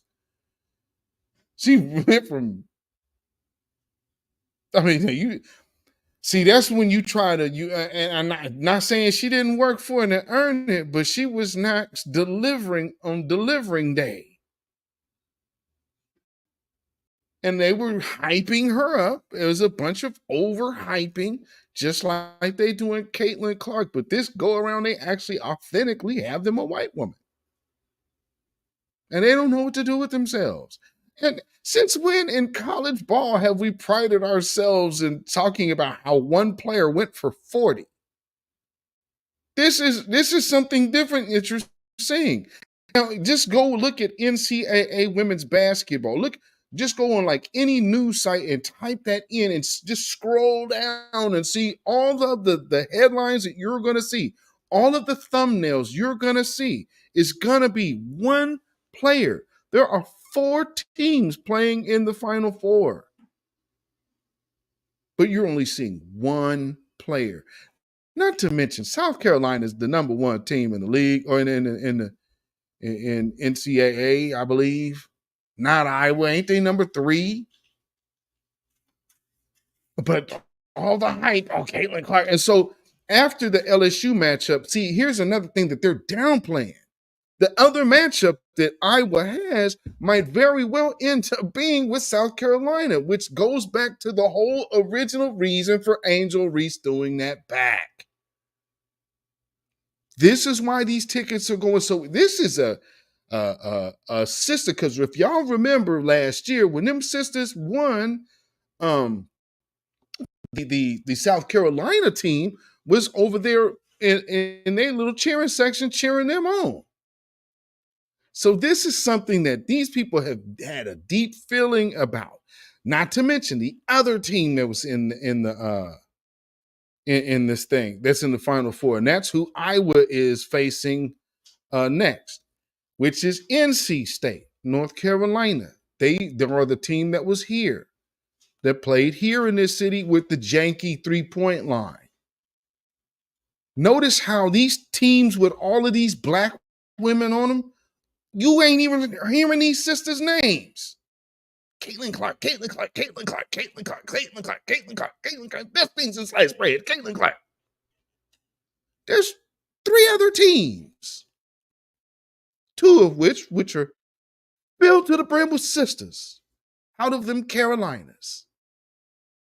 Been kicking ass all year, and all they ever hearing about is that they getting talked about as if they aren't even there. Why? And if people, man, you overreaching, man, it ain't that serious. It ain't that deep. Well, if Caitlin Clark wins this year, if Iowa wins, you think somebody's going to be suggesting that the losers go to the White House too? Let alone the first lady, like she did last year when Bayou Barbie and them whooped that ass. Remember? Because this is how it went down. So last night, I attended the NCAA Women's Basketball Championship. And how many of you saw it? It was like so exciting, wasn't it? It was such a great game. And you know, I'm old enough that I remember when we got Title IX and we fought so hard, right? We fought so hard. And look at where women's sports has come today. So we got to keep working. We got to keep working. So congratulations to both teams. So I know we'll have the champions come to the White House. We always do. So, you know, we'll have LSU come. But you know what? I'm going to tell Joe, I think Iowa should come too, because they played such a good game. So, right? So winners and losers, that's sportsmanship. That's good sportsmanship.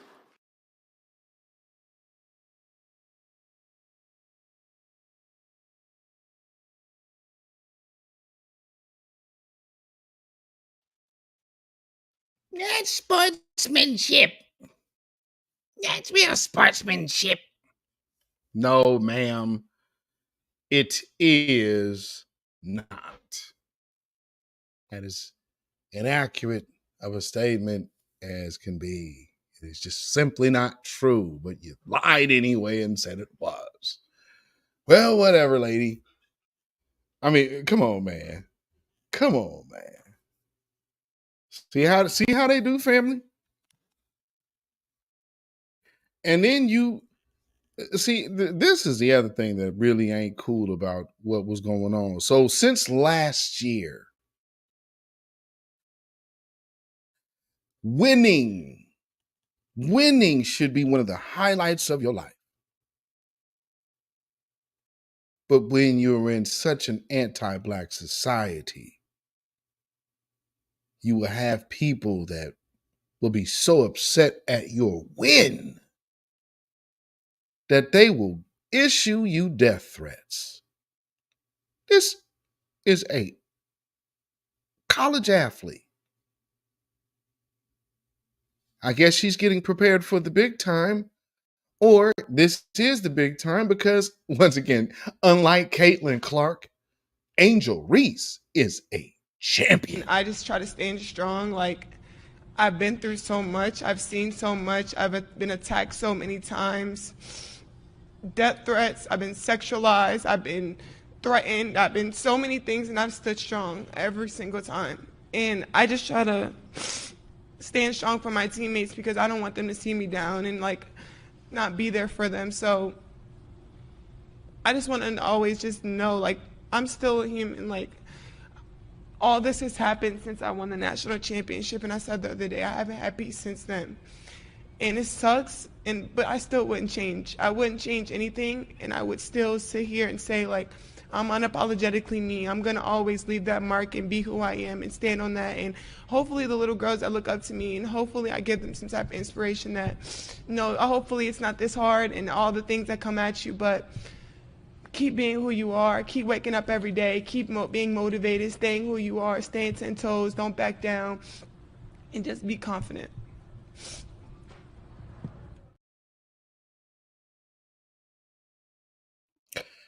And meanwhile, you have, and here's another problem with these tethers. Tethers don't know when to be quiet, and then they don't know when not to coon. And so not having that understanding, the wherewithal to know this isn't the moment to put on your coon suit. Well, in tetherly fashion, tether-made fashion, Acho, whatever the hell he calls himself, he's trying to be a motivational speaker. He's trying to be something that he's just not. But he was a third-string athlete that started 2 games in his career. And now he is commentating on Fox Sports. And I guess he thought he would do his Jason Whitlock impression and promptly stuck his foot in his mouth. But see, here's the thing that he didn't understand about foundational Black Americans, especially our women. You could say and preface any line that you want to say as much as you possibly can before you utter something negative against a Black woman. It don't matter any of them words that you said before what you're about to say. So welcome to America, Jack. Idiot. Racially indifferent take. Now, if you want to say, well, Acho, cater your take based upon gender, Acho, listen, I'm about to give a gender neutral, racially indifferent take. Now, if you want to say, well, Acho, cater your take based upon gender, Acho, cater your take based upon race, I will understand that. But I'm about to give gender neutral, racially indifferent take. Angel Reese, you can't be the big bad wolf, but then kind of cry like Courage the Cowardly Dog. Because then you immediately make a reference to her crying like a cowardly dog. Possibly didn't think that the reference to a female dog in this instant wouldn't be offensive.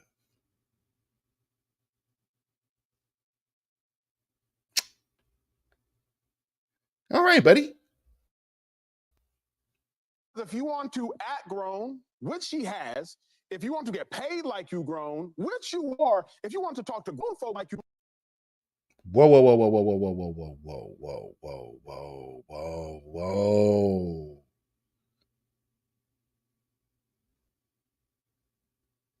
Negro, what? Who is this dude talking to?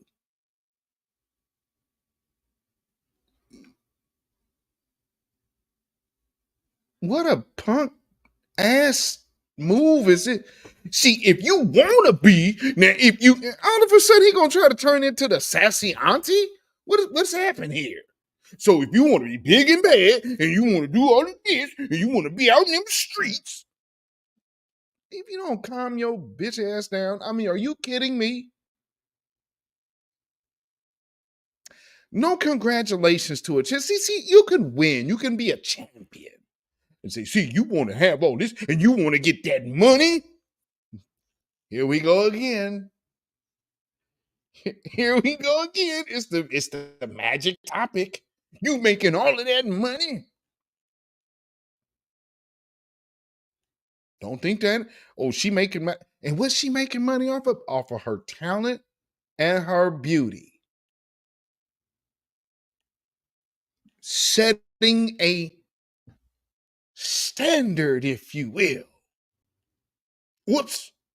Because we talk about all this image. We don't want all this image, especially how Facebook and Instagram pushes certain images. And it makes some little girls feel like inadequate. The little girls that are built like Caitlin Clark, boy, you guys are in the game, baby. They want you on every thumbnail in print.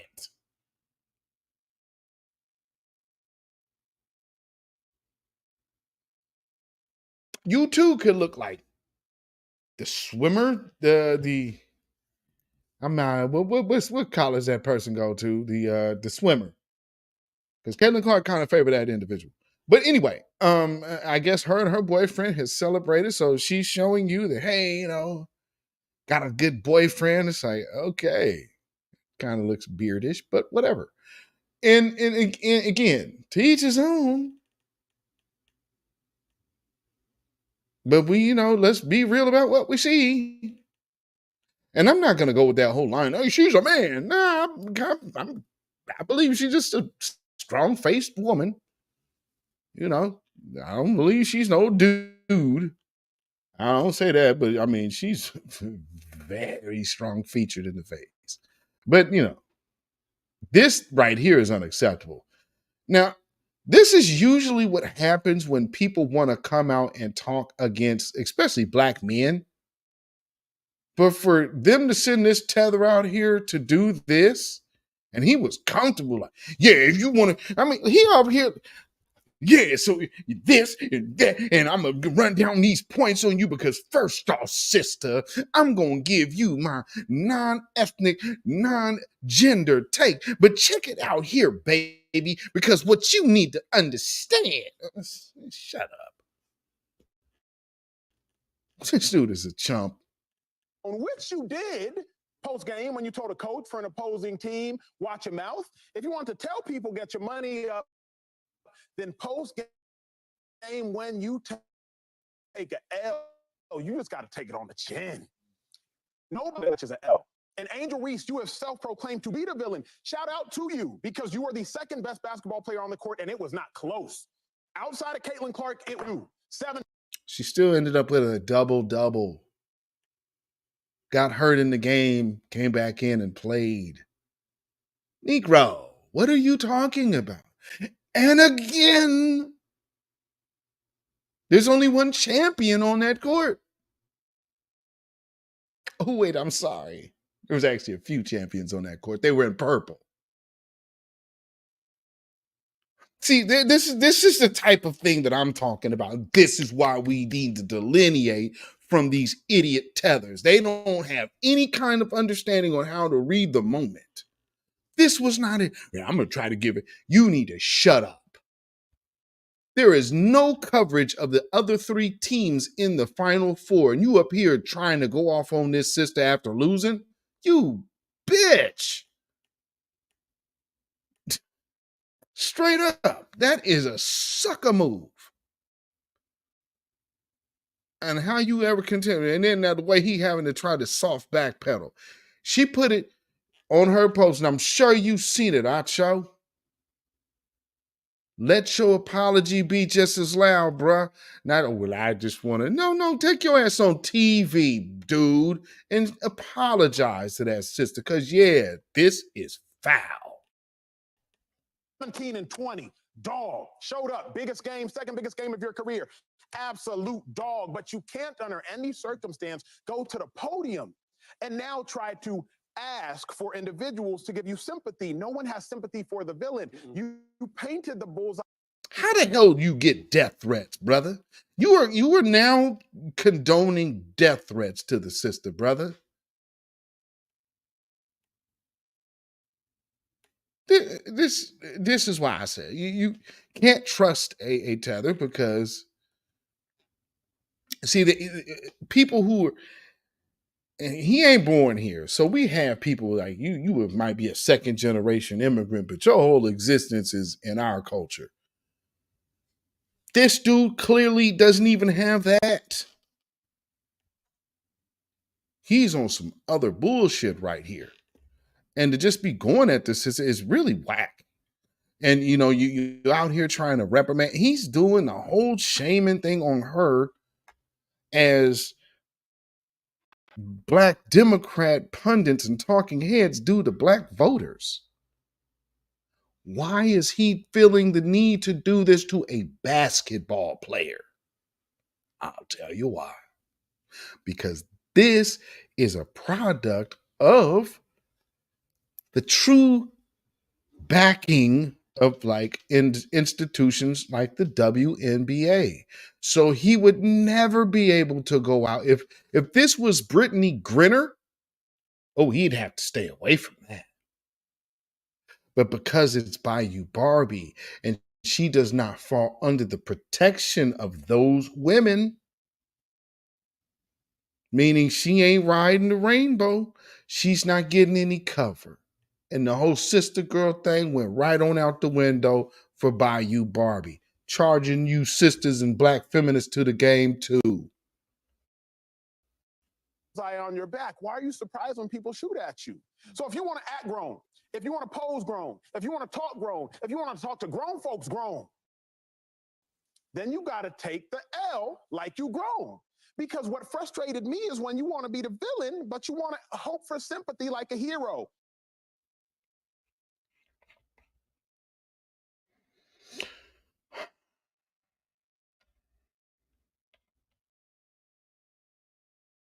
What a sucker. What a sucker.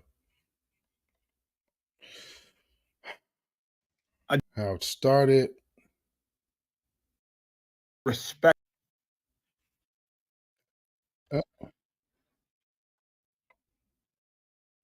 Respectfully, I don't even know why you would think you need it. Let me get on the screen now. There we go. And so here's his haphazard apology. And again, brother, you haven't apologized to the sister. That's who you need to apologize to. I just want to say a quick thank you to everyone who has respectfully reprimanded me and offered brilliant opinions on the Angel Reese conversation. I do not believe there is any one way to think about things, but thank you to the Ryan Clarks, the Essence Atkinses, the Bosma St. John's, the Trellas, the different individuals who is publicly and privately just giving me good wisdom, good feedback, good discernment. I understand. I think life is all about understanding. And so I just want to applaud those publicly, you watching, and those privately who have respectfully, the operative word there being respectfully, who have respectfully reprimanded me. Matt Barnes, incredibly wise words. If no one told you when it comes down to foundational Black American women to STFU, then no one told you wise words.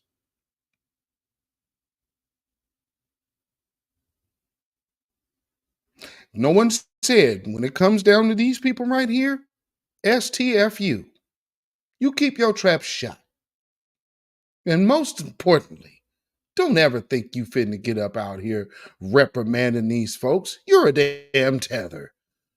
And not only that, can't your ass be deported?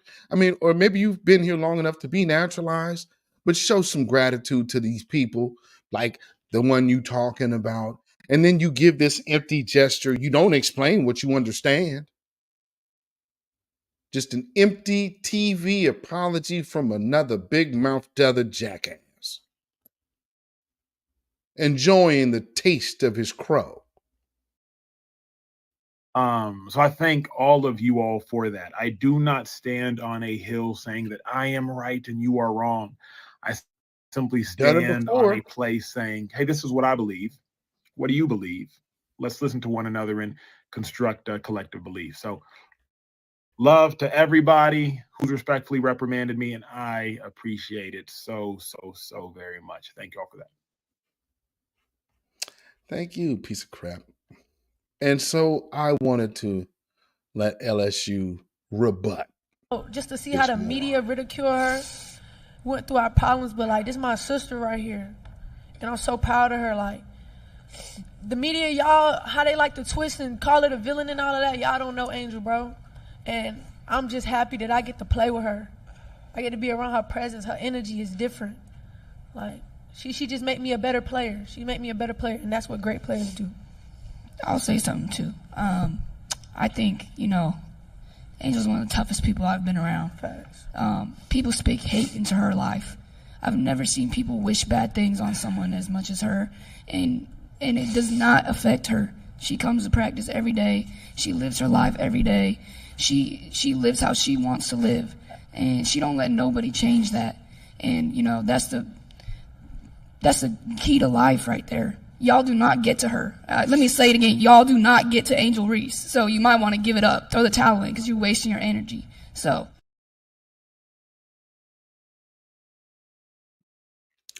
Salute to all of our good sisters in that NCAA tournament who are making the world respect you.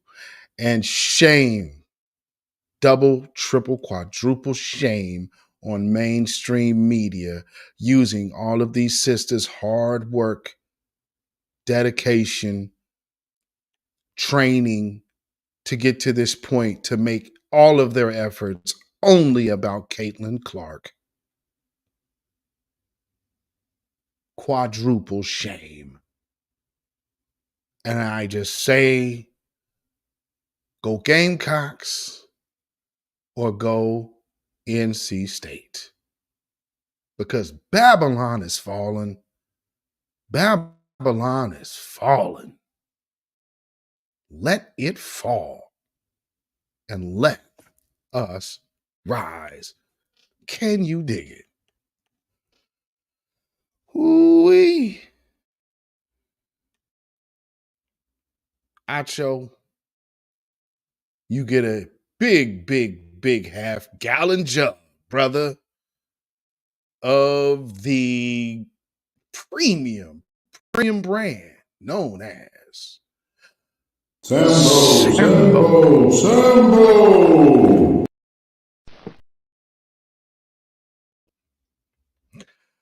So, family, we have way too many people in our mix that have tried to tether their way in. We have people who have tried to come in our existence and try to tell us we should lend our strength and energy to other groups over our own interests. I think that is against your best interest. And this is the importance of having a new Black media. For all of you of the old who think you can stop this wave and this movement that has been here in existence for some time now, and now you actually seeing real traction on the political sphere. And some of the people who try to tell you that this wasn't happening, this is an echo chamber, what they got to say right now. Happy New Black Media Appreciation Month. And to hell with the rest. If you think that this thing is going away and you can possibly get in its way and get the folks to say, well, let's stop listening to the grassroots. Let's go back to what the powers that be want us to believe. If that's you, well, just like Acho and all of these other folks out here that deserve heaping bottles of Sambo sauce, Coleman, Hughes. You guys think that you could just tether your way on into our business? I speak for myself. Beatzilla PDX official. The Beatzilla PDX official show. Those of you in the chat. The grassroots. And the voices of new Black media. I think it's safe to say I speak for all parties involved when we proudly dedicate this song to you. Get up off of that cocaine and get up off of that crack. Get yourself together and get your mind back. Yes, indeed. Family, you can follow me on Instagram, Facebook, and Twitter at beatzillapdx. You can email me at ourrealtruth@gmail.com. And if you feel so inclined to put some money in the bucket, you can definitely do so by way of CashApp at $beatzillapdx. That's CashApp $beatzillapdx. Also, we have PayPal, which is Zilla Music. That is ZILLAMUZAK at PayPal. And with that being said, ladies and gentlemen, let me see. I saw some folks come off up in here. Brian Henderson, Tasha Peters in the house, DSM Sinister in the building. All right, Cynthia Newman in the building. I see you. Kerman Wingfield. All right. Yes, indeed. Thank y'all for tuning in on this Good Friday evening. And I hope everybody has a good, blessed, and safe weekend. You know what I'm saying? Hopefully, Kermit said, Hopefully, I won't ever need a public defender in Seattle. That show is something, ain't it? Yeesh. And ladies and gentlemen, never forget, hashtag hands off our reparations. You have no rights here. We're not under the empire.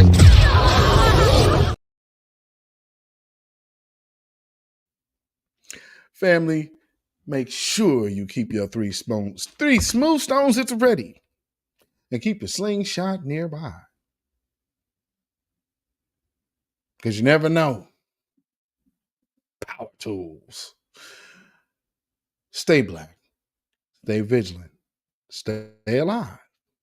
Black first. Black first. Black first. Shalom, y'all. Have a blessed weekend. Peace. When you know who Satan is, yes, sir, you don't have to kill him. No.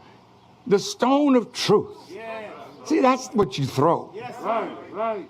Allah says, had we wished to take a pastime from before, surely we would have done it. Nay, we cast truth at falsehood till we knock out its brains. Every one of you that knows the truth, stand up and tell it from the mountaintop.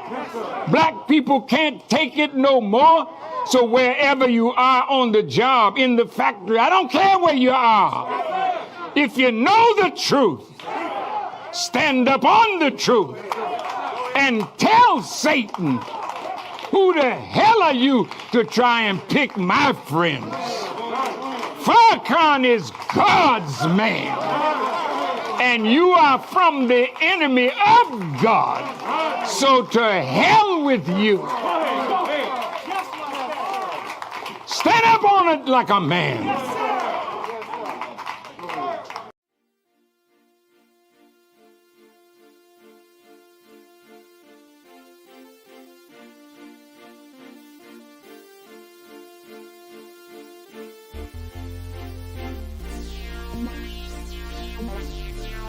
Thank